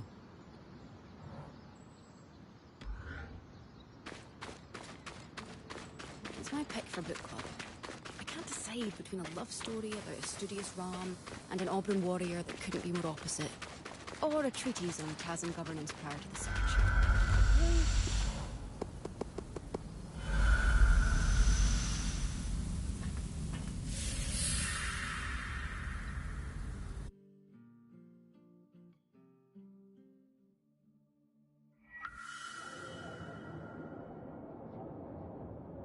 You are hardly in any position to make lofty demands. The Council convened and unanimously stripped you of your role. You no longer hold the privileges of the Eye. And how quickly did you convene that council? You hardly waited for my daughter's body to cool. She is dead because of you. Because of your reckless behavior and deception, no less. Hirun, how dare you? Every decision I've made, every action I've taken has been for her protection. Abandoning her at the Grand Gate was for her protection. We all saw you on the scry. And that is Khan Arteme to you, Kenrick. Is this a bad time? Yes, as a matter of fact. No. You're more than welcome at Cassidon's Hold. We wouldn't be here if it weren't for you. I came to offer my condolences. To both of you. Oh. Thank you.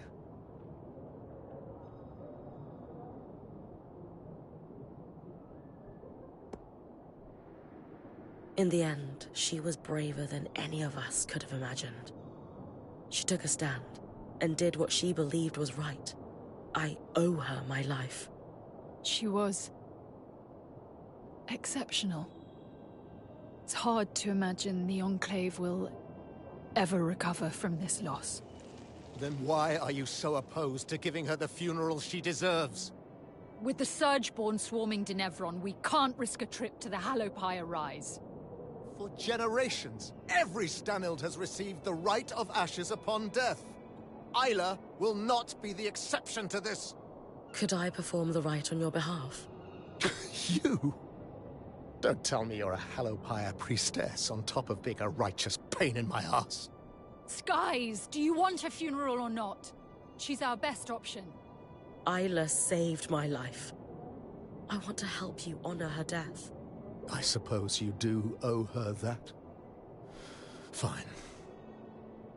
For the rite of ashes, you need to burn an object that was sacred to the deceased upon the High Pyre.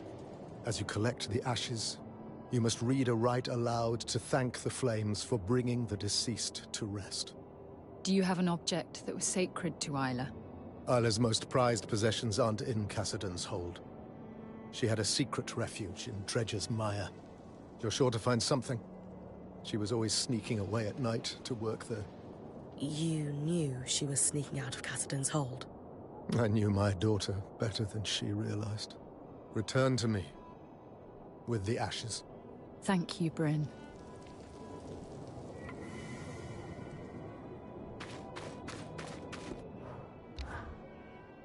Ridiculous! The Stanilds have been receiving the rite of ashes at the Hallowpire Rise for generations. That Hirun doesn't want to send a mourning party is an insult to her memory. That's not fair. You know Khan Arteme would love to give Isla... Don't say her name. All I'm saying is the Axel lost someone too. You don't need to make this harder on her. And who, pray tell, is working to ease my pain? The answer is in the silence. No one. Let me guess. You've come to ask me to apologize to your naive lawkeeper. No. No? Isn't that what self-proclaimed heroes do? Demand justice for your friends? I would never ask Lane to waste their energy on a conversation with you again. Do I think how you spoke to them was a disgusting, brutish display? Absolutely. But justice doesn't come with an apology from you, does it? They attacked my legacy. I merely put them in their place. Exactly. Without remorse, an apology would just be posturing. No. Justice is served in the way Lane still chooses kindness every day, despite people like you trying to tear them down. Their research tore me. Justice is served in the way Lane gets to continue living as their wonderful, talented self. Whereas you have to keep living as yourself. As someone who is clearly in so much pain over his own existence, he needs to make other people feel small, so he can look big.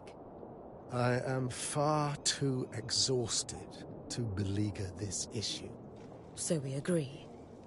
There is no need for you to ever speak to or about Lane again. I suppose we agree on that.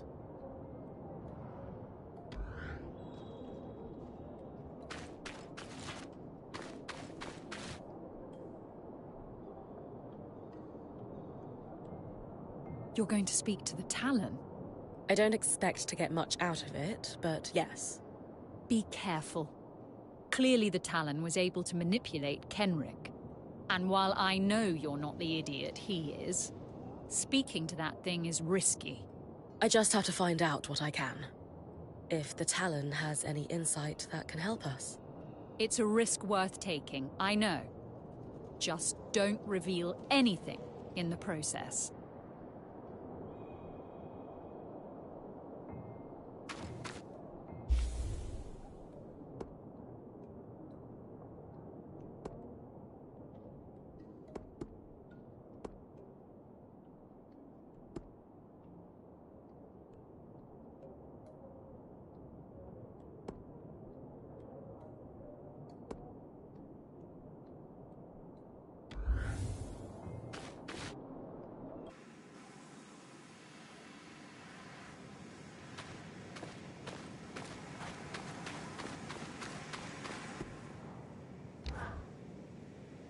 I knew you'd be back.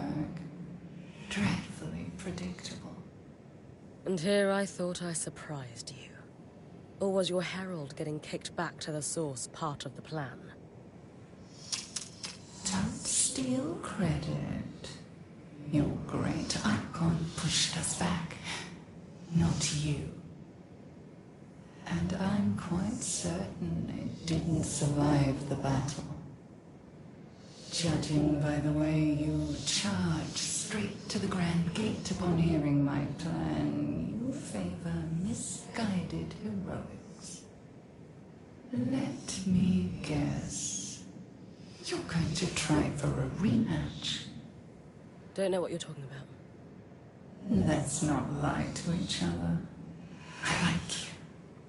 Can't say the feeling's mutual. Come now, I want to be confidant. Friends, even. Fine. Let's be friends. Why don't you tell me what the Surgeborn are after so I can help you get it? I told you, don't lie to me. But because my offer of friendship is genuine, I'll tell you. I'm after the same thing you're after.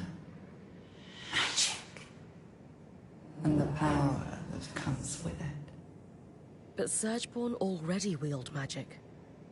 Not nearly enough of it. You know the lust for magical power is insatiable.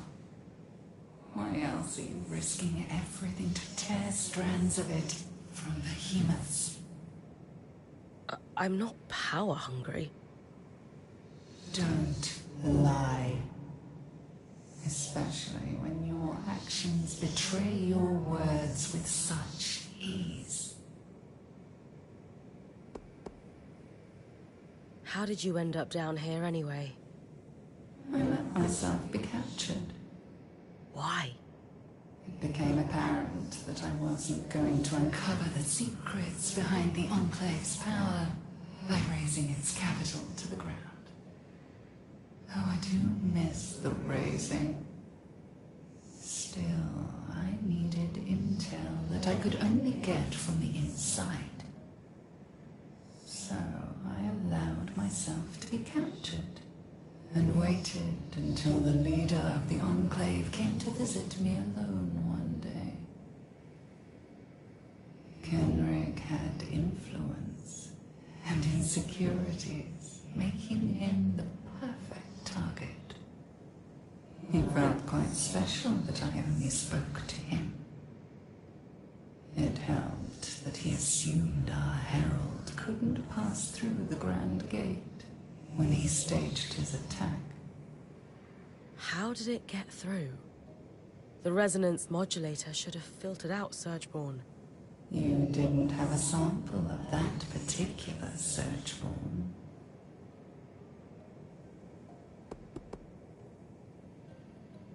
In my experience, Kenrick Stanold isn't exactly the trusting type. How did you convince him to open up to you? I played the part of his distressed prisoner. Please don't hurt me. I'll do anything you ask. I'll tell you anything you want to know. Just let me live. He was all too willing to believe I was helpless.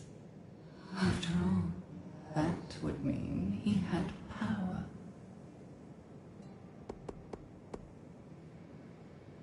The Hearthsiders believe you were born out of the Surge. Is that really where you come from? I will keep some secrets to myself. For now. I thought we were friends. Not yet. But we will be. And when that day comes, I will share more with you. Kenrick Stanold is in rough shape after being your confidant. I would never treat you like I treated him. You're different. Special. Trust me. In time, you'll consider us kindred spirits. Doubt it. See you soon.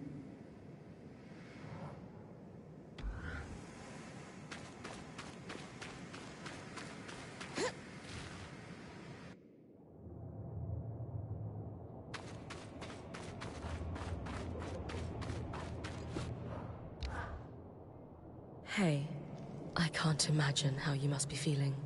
I am broken. Everyone wants a piece of me. Regardless. Because you're in charge. For now. Someone had to be. I don't know how I'm supposed to carry on like this. Without her, my support is gone. My foundations crumbled to dust. She wouldn't want me to cry. So I won't. You can if you need to. I know our Weaver Band is still fairly new here, but you've got our support. All of us. The funeral will honor her memory. Even if it's not what he wants. She would understand that it's enough. One day at a time, Bryn. That's all we can promise to ourselves. You mentioned you were in charge. Does that mean you're the new Eye now? So the Council is larger than just the 3 main representatives. As you heard, we convened and unanimously agreed that Kenrick had overstayed his welcome in the role of the Eye. So he's been stripped of that. And by default, that means I'm in charge. Emergency authority. Am I the Eye? No. And nor do I particularly want to be right now. But when the time is right to hold elections, we'll do so. We need to break this cycle. What cycle do you mean? Council seats weren't permanent before the surge. That idea was Kenrick's, and it's clearly not worked out for us. So again, once we've solved this crisis, we'll chart a new path, assuming we survive. After all, we could all be dead this time next week.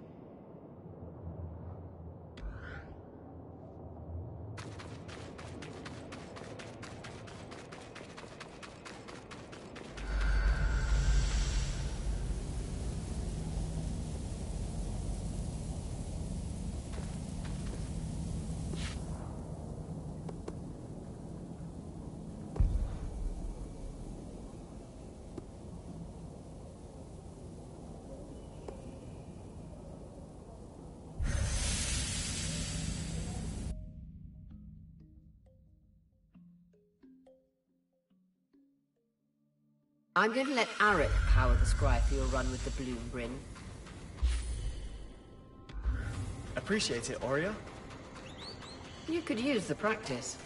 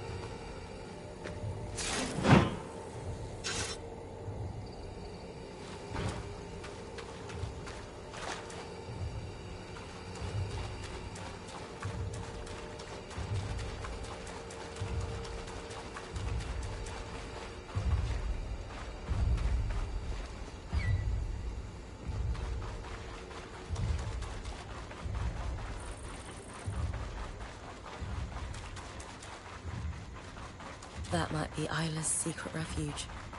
It's actually not too far from Lucia's workshop. Isla dedicated her life to restoring the plants. Darm's right. Continue her research. Not like she considers secret for the right.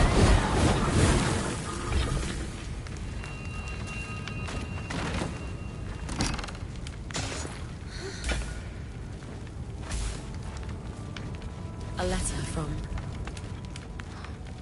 the Axel. I should take it back to her. A torn Archon. That's sweet. Darm, do you think this could work for the Rite of Ashes? It's perfect. Huh. Isla also had a copy on the workings of Archons, marked with annotations, just like Lucia's.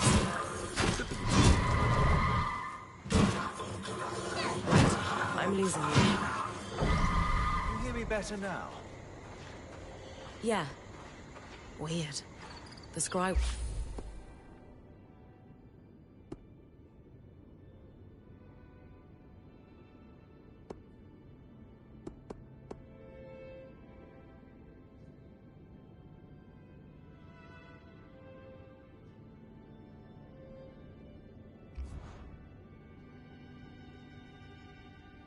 was cutting out. Strange. At any rate, the book could be useful. Once you've completed the ritual, I'll take a look.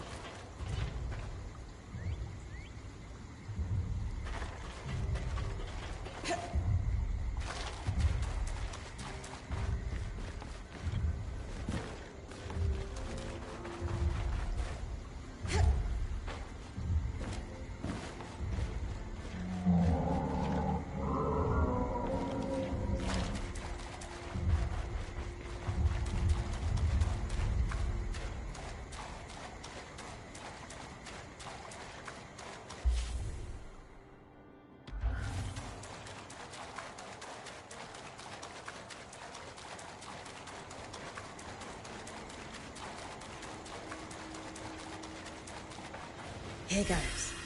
Good. Now move. We'll be ready.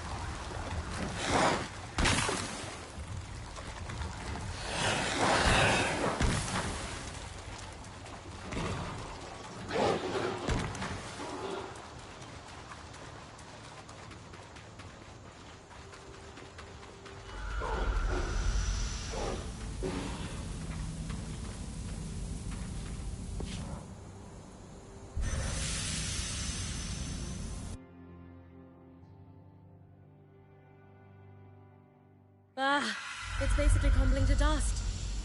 And the danger of highly volatile magical flowers, I'm afraid. Thankfully, there will be more.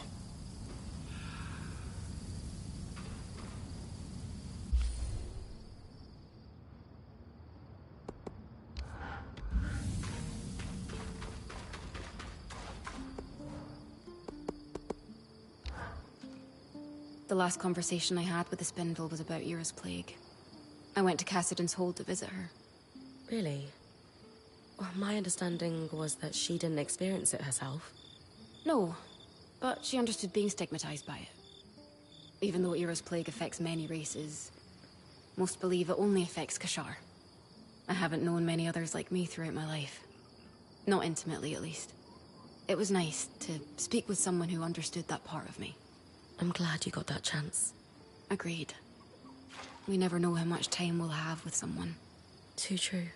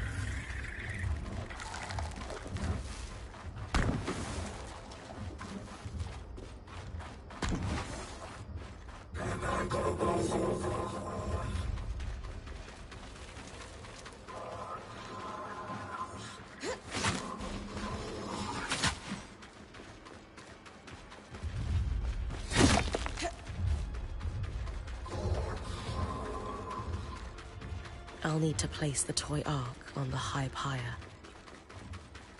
This place never fails to impress. Just imagine it before the veil went up. Wouldn't have had to scavenge for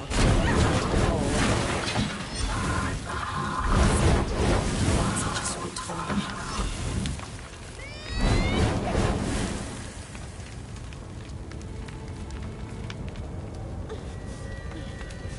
Now to collect the ashes.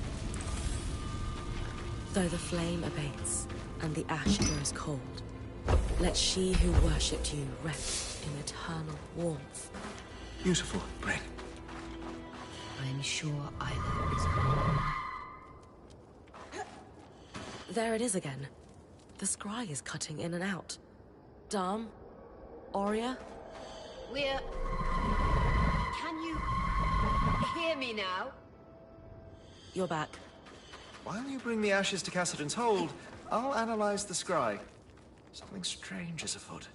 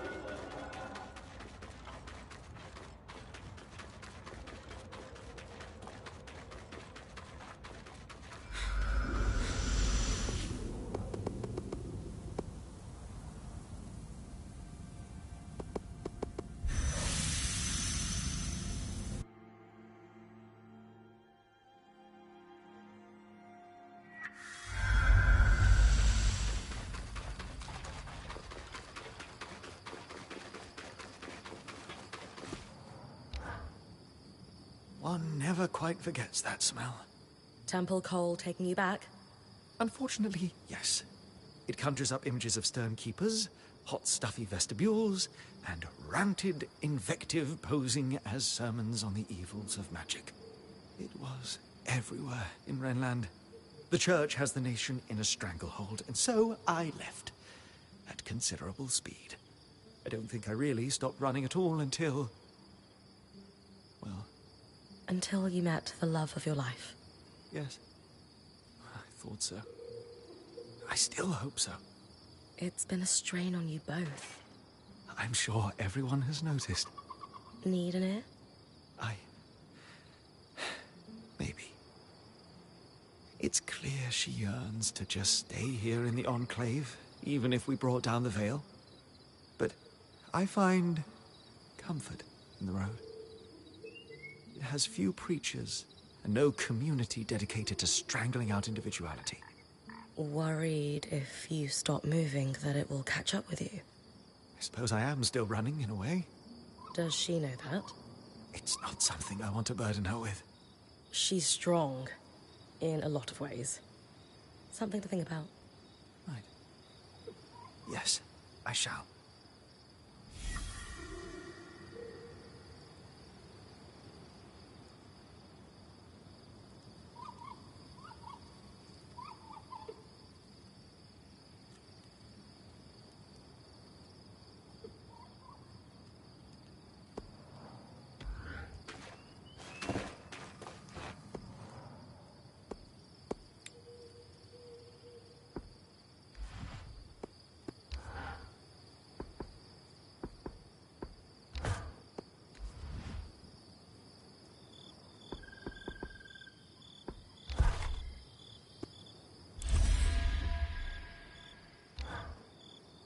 It's significantly easier to do a repair than working up a new suit of armor from scratch. I'm going to go soft. We could use some really intricate chandeliers to brighten up the place. Casman would be happy. Though, I strongly suspect this entire thing is an elaborate ruse to get Dom and I talking. It's not like her to run out of things, it's true. Is it working, do you think? I don't know. The intentions are good, but I'm hurting. I think you both are. Yes. But I'm the one who's been following his dream of wandering the Maida for years. And the moment I say, hey, maybe we could do something else, he shuts down. You're right. That doesn't seem fair. It isn't. He didn't have a great reaction to what you said, it's true. But at the same time, He was rather caught off guard. Well, perhaps it was a little abrupt. Maybe he deserves a chance to have a second reaction? You're as bad as Casman. Speaking of, we should see her and present the fruits of our labors.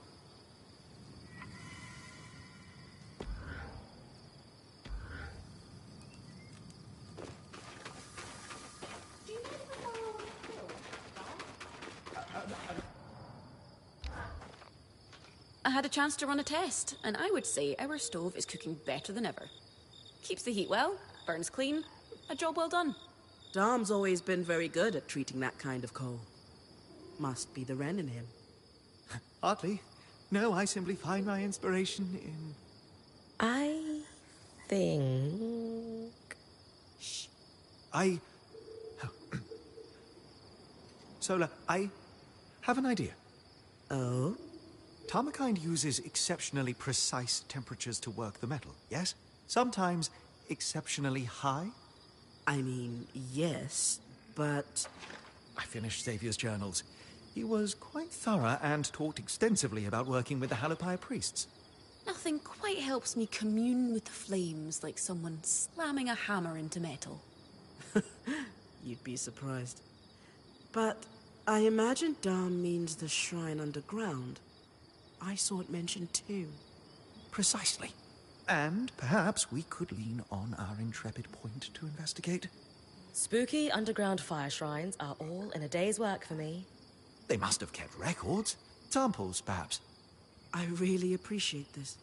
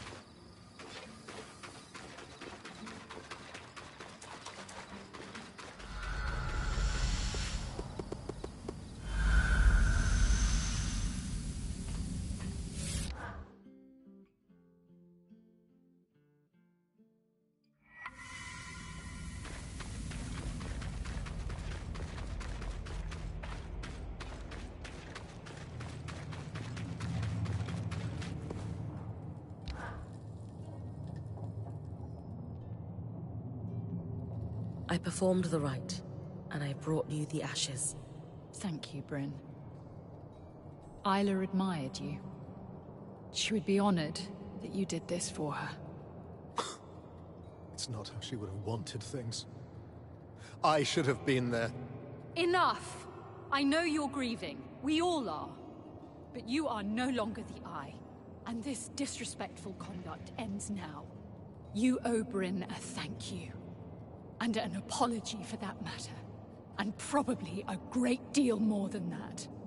Not only has she gone out of her way to perform the rite for your daughter, but she saved us all from certain death at the Grand Gate too.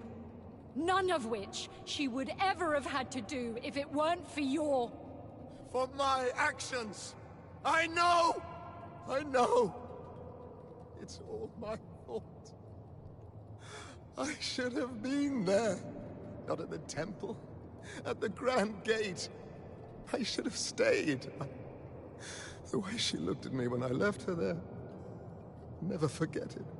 I could fill a city with my mistakes. I should have supported her work. I should never have lied to her. My regrets will drown me. Maybe they should. Maybe they should. My mother used to say, you can drown in your grief, or learn to swim in it. It is unfair that you lost a child, no matter the circumstances. I am so sorry that happened to you. But now you have a choice. You can spend the rest of your days counting the ways you failed your daughter. Or you can dedicate every breath you have left to her. How? Just do one small thing a day that would make her proud to call you her father. Start by helping us finish the work you wish you had supported in her life. It's too late for that, I'm afraid. If you'll excuse me. But there is one thing. The Ark in your camp, the one she wanted to restore. It's called the Ark of Verdance. An enchantress named Lucia de Crassus built it. Lucia. Consider it a thank you for what you've done.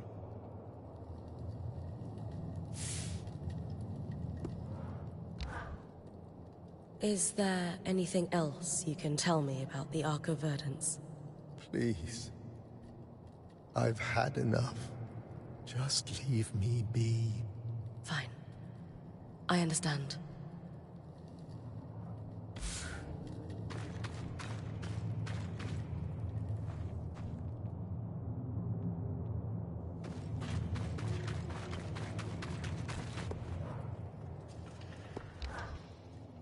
I need you to know,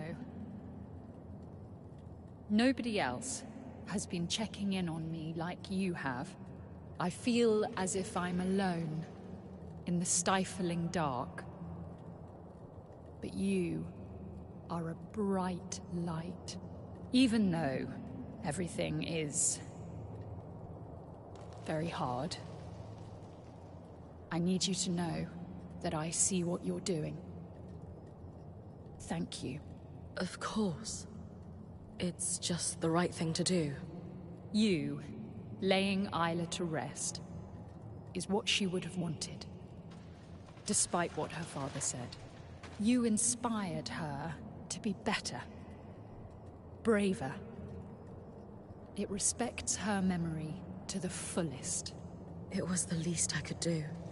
Don't diminish your contributions. You've got our support, whatever form that takes. For what it's worth, I appreciate that. By the way, I found something that you might want to see. It's a letter I found in the Spindle's hideout. It looked like your handwriting. I didn't read it. I don't understand why you've been so kind to us, Bryn. It's okay. I'll let you get back to it, all right? Likewise. You deserved better from him, but that was probably all he's capable of. Come to think of it, we all deserved better from him. What will you do now? Take care of my people. Someone needs to. And you? You're going to try to fix the Arks.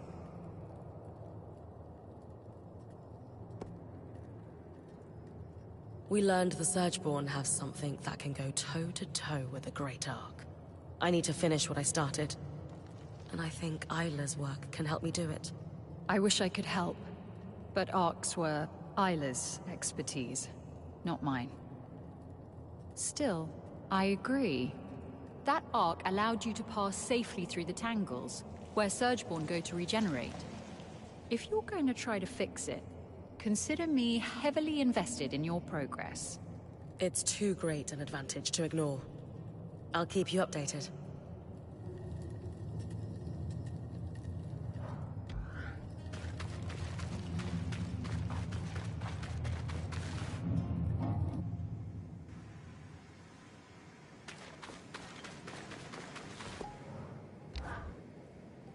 The rite of ashes you performed for Kenrick's daughter was quite a display. I almost shed a tear. How do you know about that? I have eyes everywhere. You're watching me through the other Surgeborn. There are no other Surgeborn. We are one and the same. Almost like the way bees work together in a hive? If that makes it simple for you, close enough. Anyway, pity you couldn't save her. Is that where you dropped everything? funeral rite for someone you barely know. She was a friend, and you murdered her. Don't expect to survive long enough to kill someone else I care about. Technically, I did not kill her. Her limitations are what destroyed her in the end. Funny how magic often provokes overreaching in your kind. What are you talking about? Oh, it doesn't matter.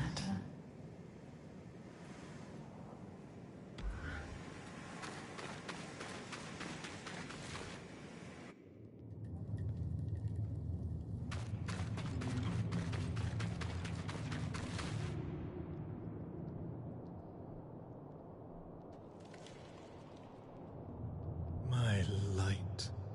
I remember the day you were born, vividly. When I held you, my heart was so full it threatened to break. And I know your mother felt the same way. For all her flaws, she would be so proud of you. I am so proud of you.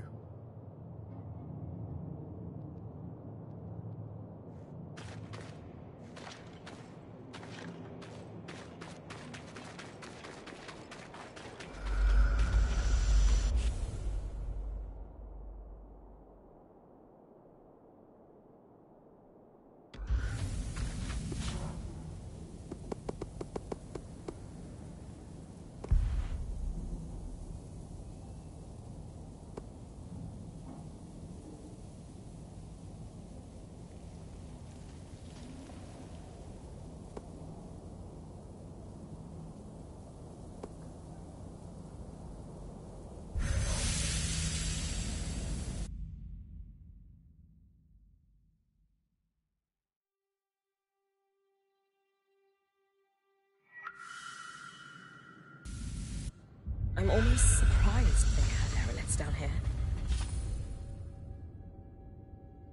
I would surmise it was due to the delicate experiments. Stable climate eliminates one variable.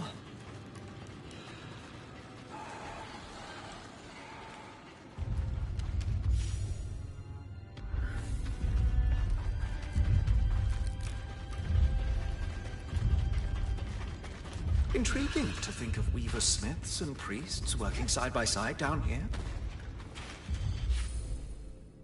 The preachers you grew up with would launch an hour-long diatribe at the very thought, yeah?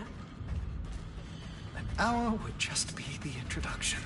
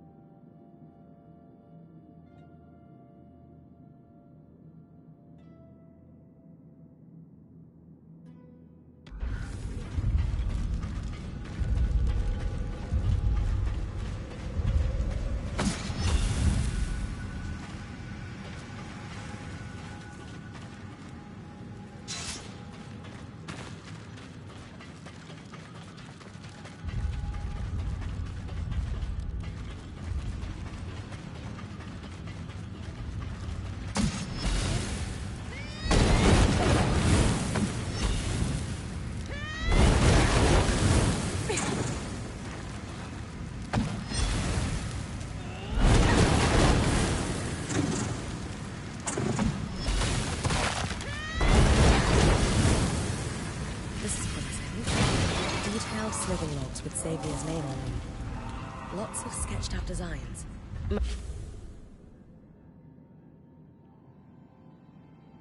Mostly in the margins.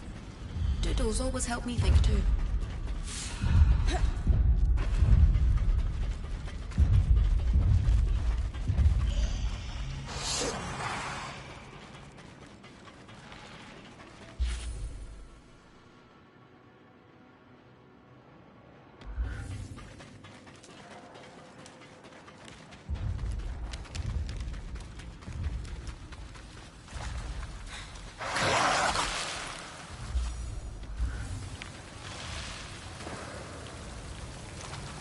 Is that bottled magma? I've got one. I can't believe it's still warm. And you can feel the magic through it. I wonder if proximity to the coral has affected it in some way.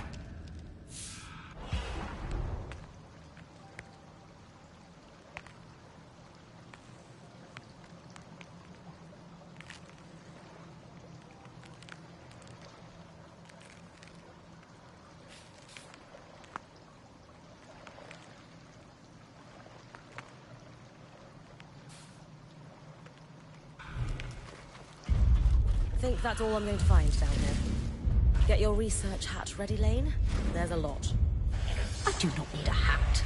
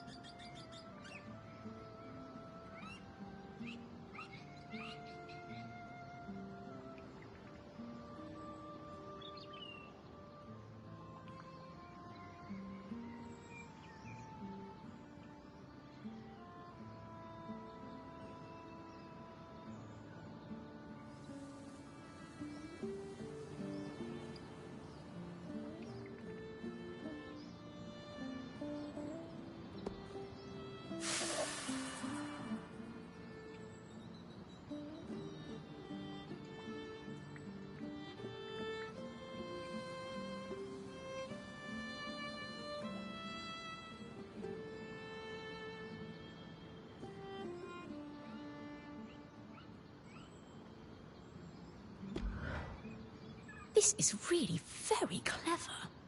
You figured it out then? Yes, Xavier's idea was to use an alchemical process similar to what Dharm and I just did to treat the coals. Elements left over from weaving flame strands distilled and used to treat magma. Literal magma? The blood of the earth? Enchanted magma. Measured precisely from one of Xavier's containers, he could delicately control temperature in a forge or foundry. Sola will be over the moon. I'll let her know. And I'll collate the more technical details. They'll be ready when she is.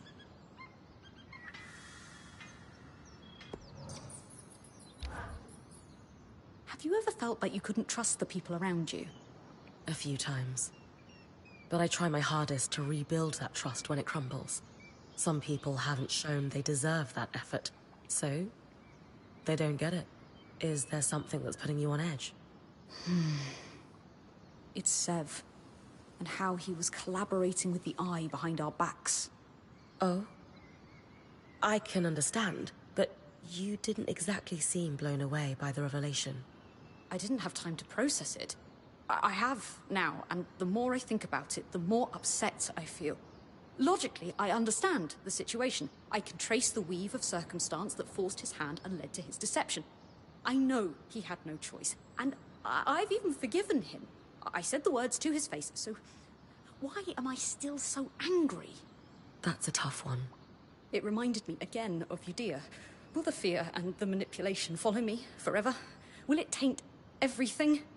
The secrets, the lies, the subterfuge. The Maida may seem a balmy paradise, but in reality, it is a toxic swamp. Every fiber of my being is screaming at the prospect of having my life ruined by this again. All right.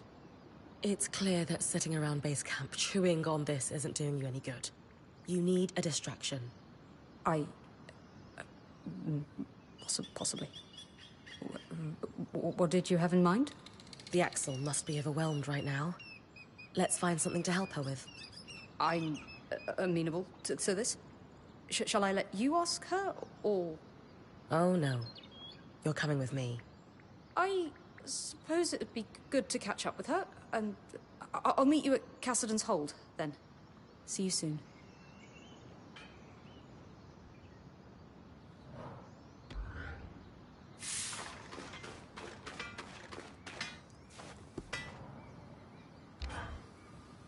Dom, the interference I'm experiencing during expeditions is concerning. Is there any chance our scry is degrading like the ones belonging to the Enclave? I'm still investigating, but my initial reaction is that it doesn't feel the same. As long as it doesn't give out on us completely in the meantime. However, I have taken a look at the Spindle's copy of the workings of Archons, and thankfully, the writing is far more legible than Lucia's. And her notes are significantly less paranoid at that. About that, Kenrick Stanold told me that Lucia wasn't just tinkering with the Ark we followed through the Veil. She built it. The Ark of Verdance. That is quite the revelation. What was it for? That was all Kenrick could tell me. Or wanted to tell me. But Sev mentioned that Kenrick had been feeding Isla information about a failsafe for the Source. Could the Ark of Verdance be the fix she was working on without realizing it? Yes. Yes! That could be it. Genius, Bryn. On my side, I dug into her notes. She was working on a way to fully restore our Ark for us. She was so close to a schematic, intricate, elaborate, masterful. And I finished it. Solar has the final design ready for you. Essentially, we'll be creating a power core for the Ark. Most notably, we'll need a special part, a bar of shaped coral. This is the final key for an Ark to be functional on its own without a Weaver channeling magic into it. If we had built a power core earlier, could her death have been prevented? She only made this discovery in the final days of her life, through researching all the Ark parts we had supplied her. Her research even theorizes that using one's own magic to power an Ark for brief amounts of time could result in death. So she knew she was going to die at the Grand Gate? She knew exactly what would happen, and did it anyway. That's courage. We can't let it be in vain. So, then the Ark of Verdance is our failsafe. Your design will get it running. Where can I find the shaped coral? She suspected it was kept in the Archon's hearth, stored near natural coral deposits for its regenerative properties.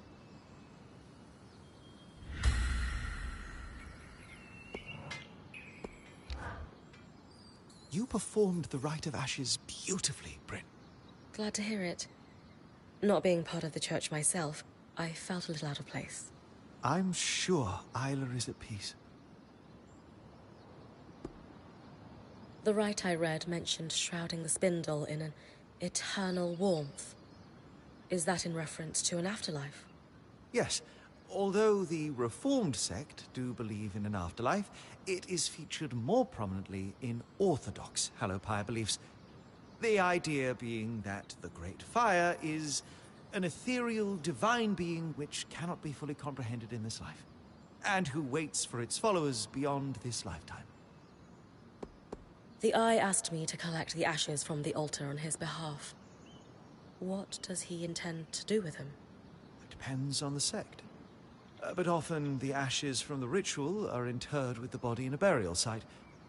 Other times, if it's a prominent family, which the Stanolds seem to be, the ashes are housed in a family mausoleum. Tragic, of course, that a father must do this for his child instead of the other way around. A religion founded on fire seems like a natural draw for weavers. Was that your experience in Renland? Hardly. In Renland, magic was ostracized, and there it was viewed as unnatural corruption of fire. Pure ignorance. That's why I've turned my back on it for many years. But you're right, that the Stanold family's religious beliefs are notable. The prominence of the church in Upper Denevron suggests the weavers here held it in high regard. I appreciate your perspective on it, but I'd better let you get back to work. Before you go, thank you for laying her to rest. You could have just paid your respects and left, but it was the right thing to do.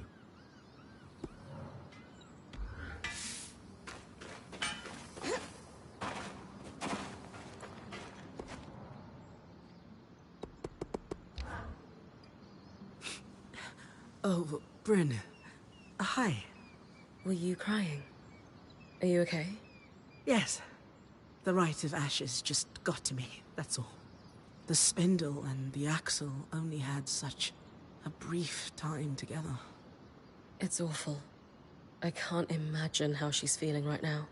So much in life can be fleeting. It just makes you appreciate what a gift the time you have with someone is.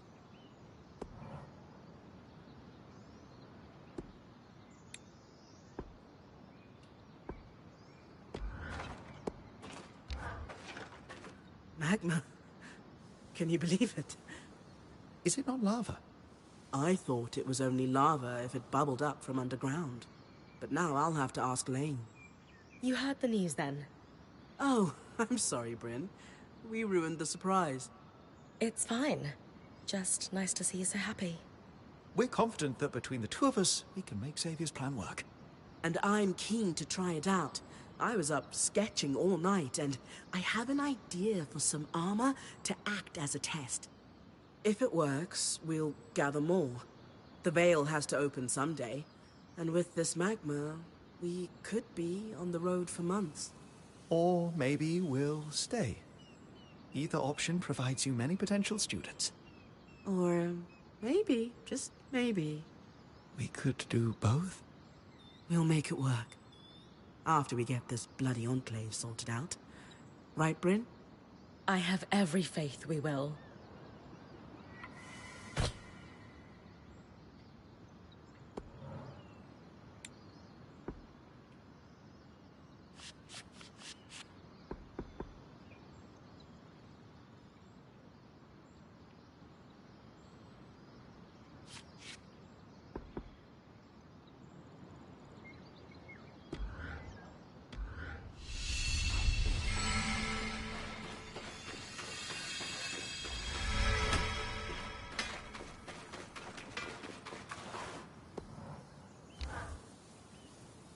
It's nice to have the camp stove working properly again.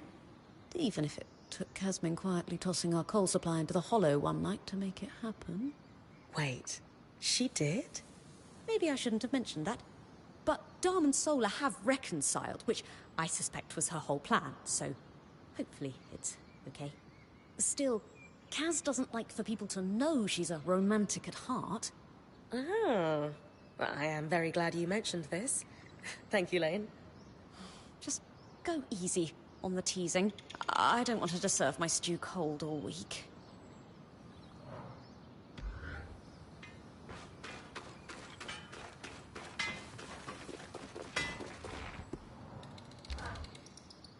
Okay, let's take that again. I'm sorry. I needed a moment to step back and refocus after going off about Stanild. I am, I think, okay now. I'm impressed. Not everyone can pull themselves out of that kind of anger. A hard-won skill. When I first made head of the Scouts, Stanild did everything he could to undercut me. His favorite trick was poking and prodding until I lost my cool. Always worked.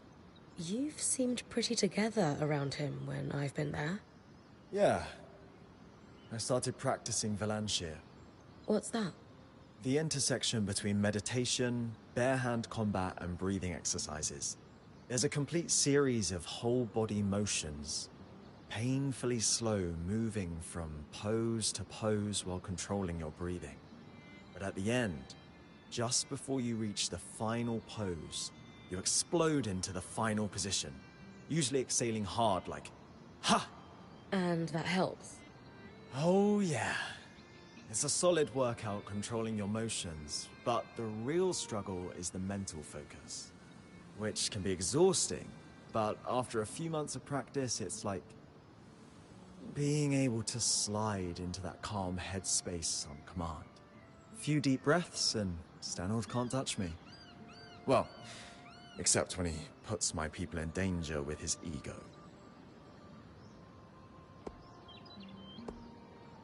My mum used to say I could use some impulse control. Maybe I should get some lessons from you. And again, I'm truly sorry to hear about the losses. We'll make their sacrifices meaningful. Yes, we will. Whatever it takes. You look thoughtful. I've had something on my mind, actually. You have a moment to talk somewhere quieter? Of course. Your lead.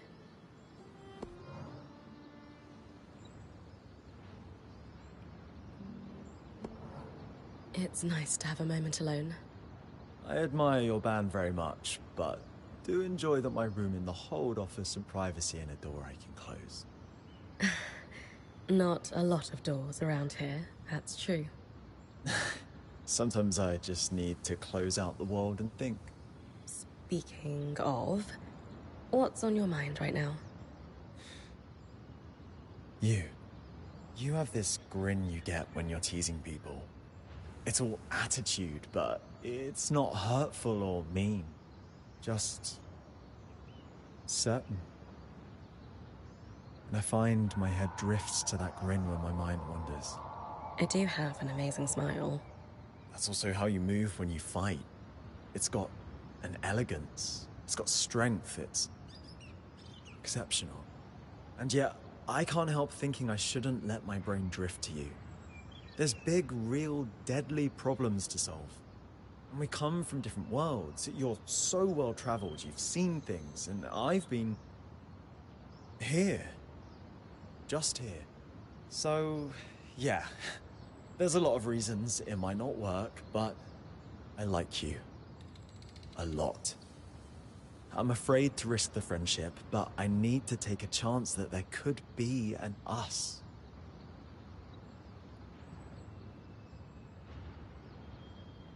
What's the one thing we most have in common, Eric? We are thrill seekers? Risk takers. Then we're doing this. Well, we both know I'm irresistible. And you're pretty cute too. Smart, nice hair. So yeah, we're doing this. Feels like I've been waiting to hear that since I met you. Just kiss me. I'm gonna risk bringing up the fact that we met because I was running surveillance on you by telling you that my first report was that the band's point seems tireless. As it turns out, I did not know the half of it. You hold your own pretty well too. For a guy stuck behind a scry half the time. Not by choice. How did you make Head Scout anyway? You don't seem the type. Not that you're bad at it, just inclination. Not something I like to talk about much. Messy business. But I can tell you. My predecessor was involved in some kind of mission gone wrong, where most of his team were badly wounded. He was given a discharge, and I was as close to a successor as he had.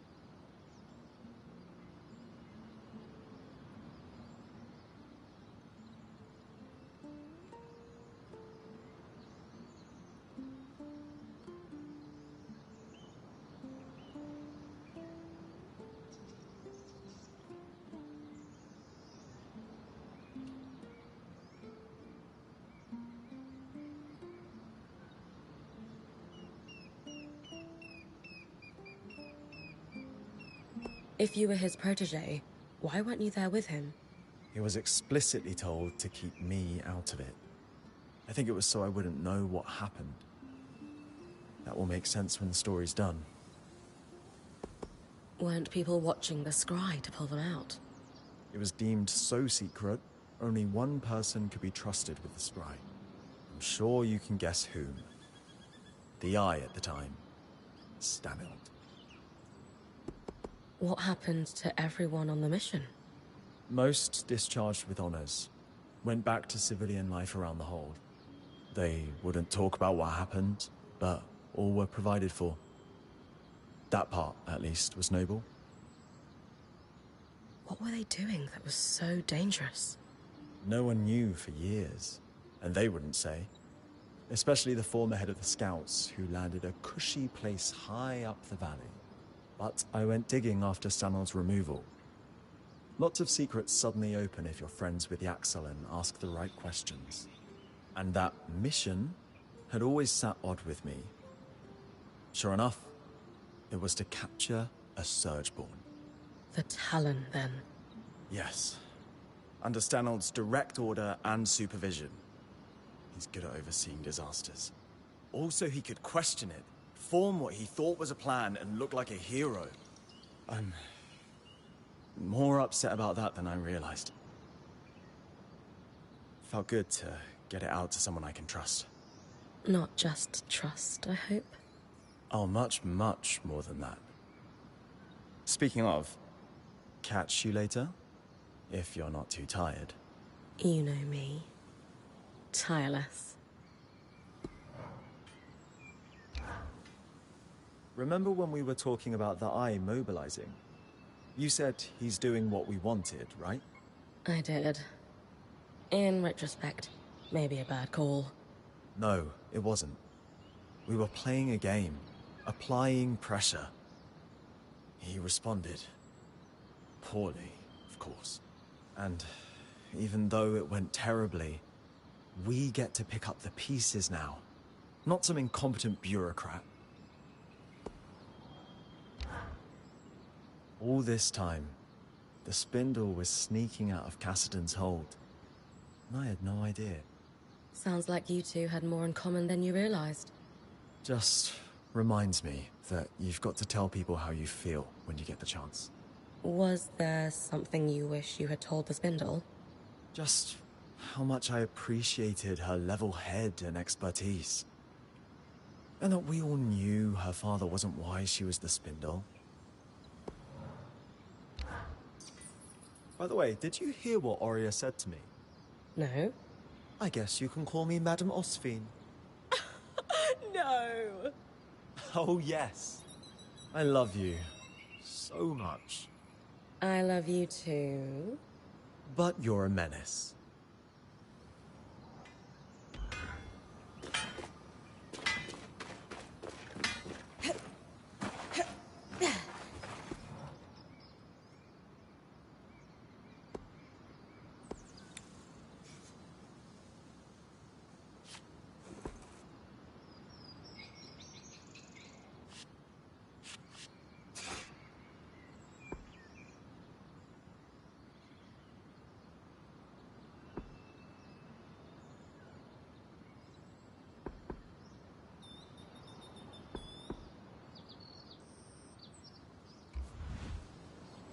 Swing hard.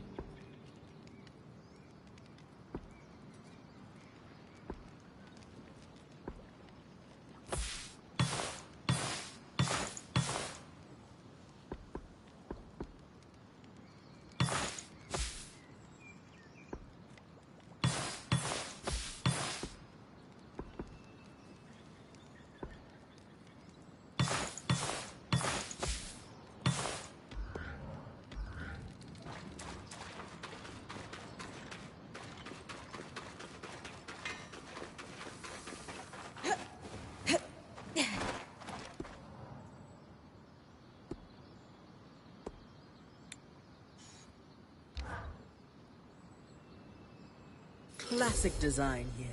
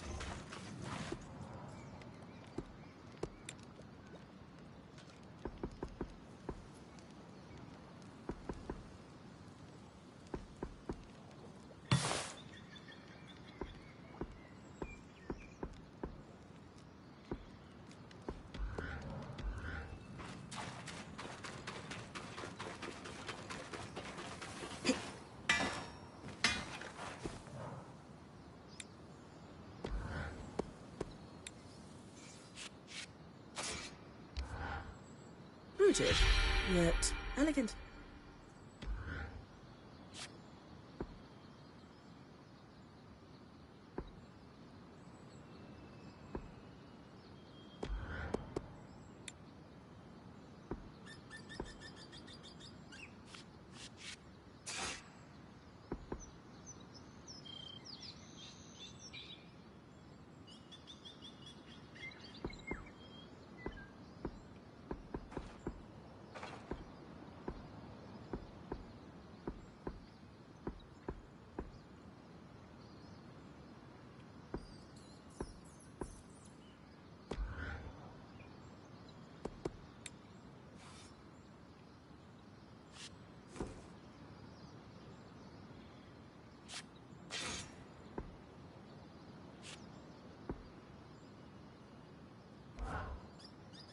Not too heavy, not too light.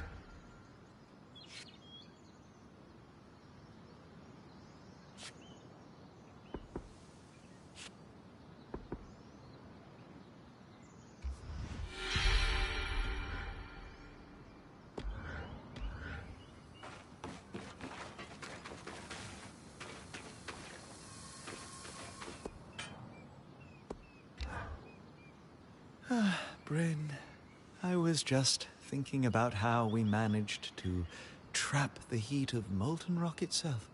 And you and your wife seem through a complicated patch? I never doubted we would find a way through. This time was different than the other spats we've had. I am very grateful for your help. I would not know what to do without Sola. She is very much my guiding star. You're welcome. You big romantic. Just keep talking to her, and the nights will be cloudless. Indeed. Indeed.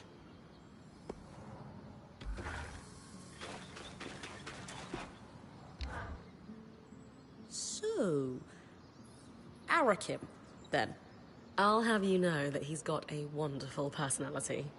I'm sure the toned physique and raw athleticism don't hurt his case either. Maybe. Well, you know, make sure to stay hydrated and all that. Aw, look at you. Keeping our best interests at heart. I do my best.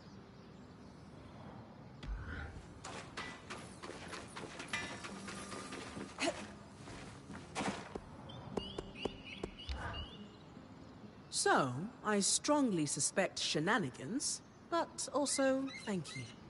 About the stove? Oh, absolutely. But shenanigans almost always come from a place of love. Or lead to one. Well said. And this forge is going to be invaluable, so we all benefit. Including the future students I'm imagining up. Any standouts in your illusory class? There's a shy, red-headed lad named Carlos. He's going to go far. I just know it.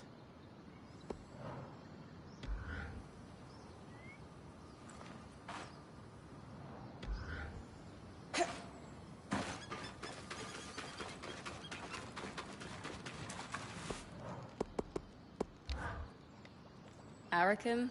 Really? What's the matter? You don't approve? He's just a total bro. I wouldn't have pegged that as your type. He's got those dreamy eyes, though. Ugh. Go be cute somewhere else. But I'm happy for you. So, I was having a chat with Lane. Oh? Said something about you stashing coal outside the camp. Oh, gods, they saw that? Sure did. Oh, I was so careful. Listen, Bryn, you know why I did it, right? Because our Enchanter and Smith need to keep working together. Yes, and they need to keep talking. They're so good together. So, I did what I had to. Just don't tell anyone, okay? Kaz. Yeah? I think everyone knows. Except maybe Dom. Gods, that's embarrassing. You might want to sneak that coal back into the stocks at some point. Already did. It was distracting to know the count was wrong.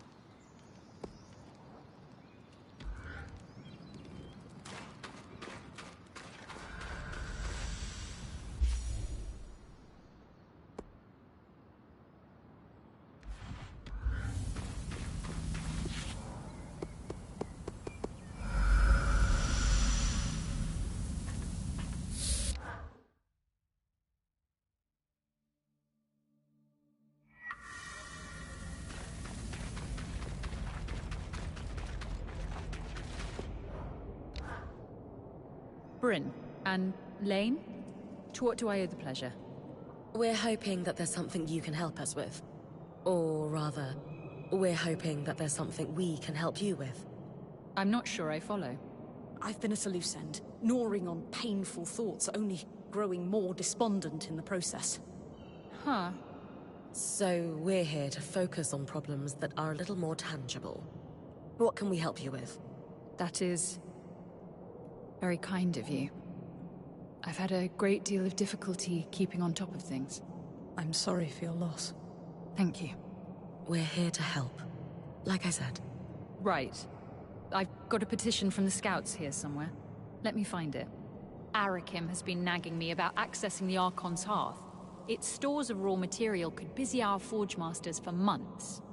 Now that I'm technically in charge, I'm loath to follow Kenrick's lead in recklessly sending the Scouts into dangerous situations. What I'm lacking to make that call is intelligence on the Archon's Hearth. Our documentation is decades out of date. I've already spent a lot of time in there, actually. It was pretty hot, from what I recall. Dangerous too, one would assume. Can you elaborate on what you saw in there? While exploring where the Arks were assembled, I couldn't help but imagine how busy it must have been back before the Surge. Archons seem big when I'm fighting them, but the scale feels totally different when they're attached to a scaffold. Fascinating. Well, it was only one area that was particularly hot, but all of it was dangerous. I assume you referred to the Arcane Foundry, then? Yeah.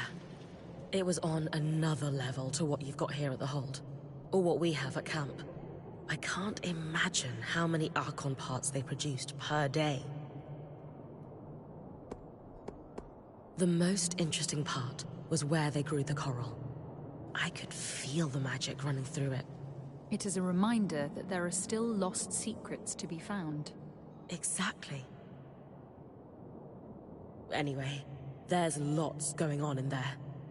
Do you think it's safe enough to send in the Scouts? Not quite. I still have grave concerns about the fluctuating heat levels. I believe I may have a solution for that. A potion that will maintain your body temperature even in the hottest conditions. I don't quite have the equipment to make it yet, but the knowledge is there. That's wonderful news. That said, I would like a demonstration to be sure they work. A fair stipulation. Some sort of combat encounter in the Archon's Hearth under the hottest possible conditions. Fighting an Archon that relies on fire magic would be ideal to demonstrate the potion's efficacy. You know I'm always up for a challenge. I have no doubt in your abilities, after what I've witnessed you achieve. Well then, I'll be back once I've felled a mighty construct.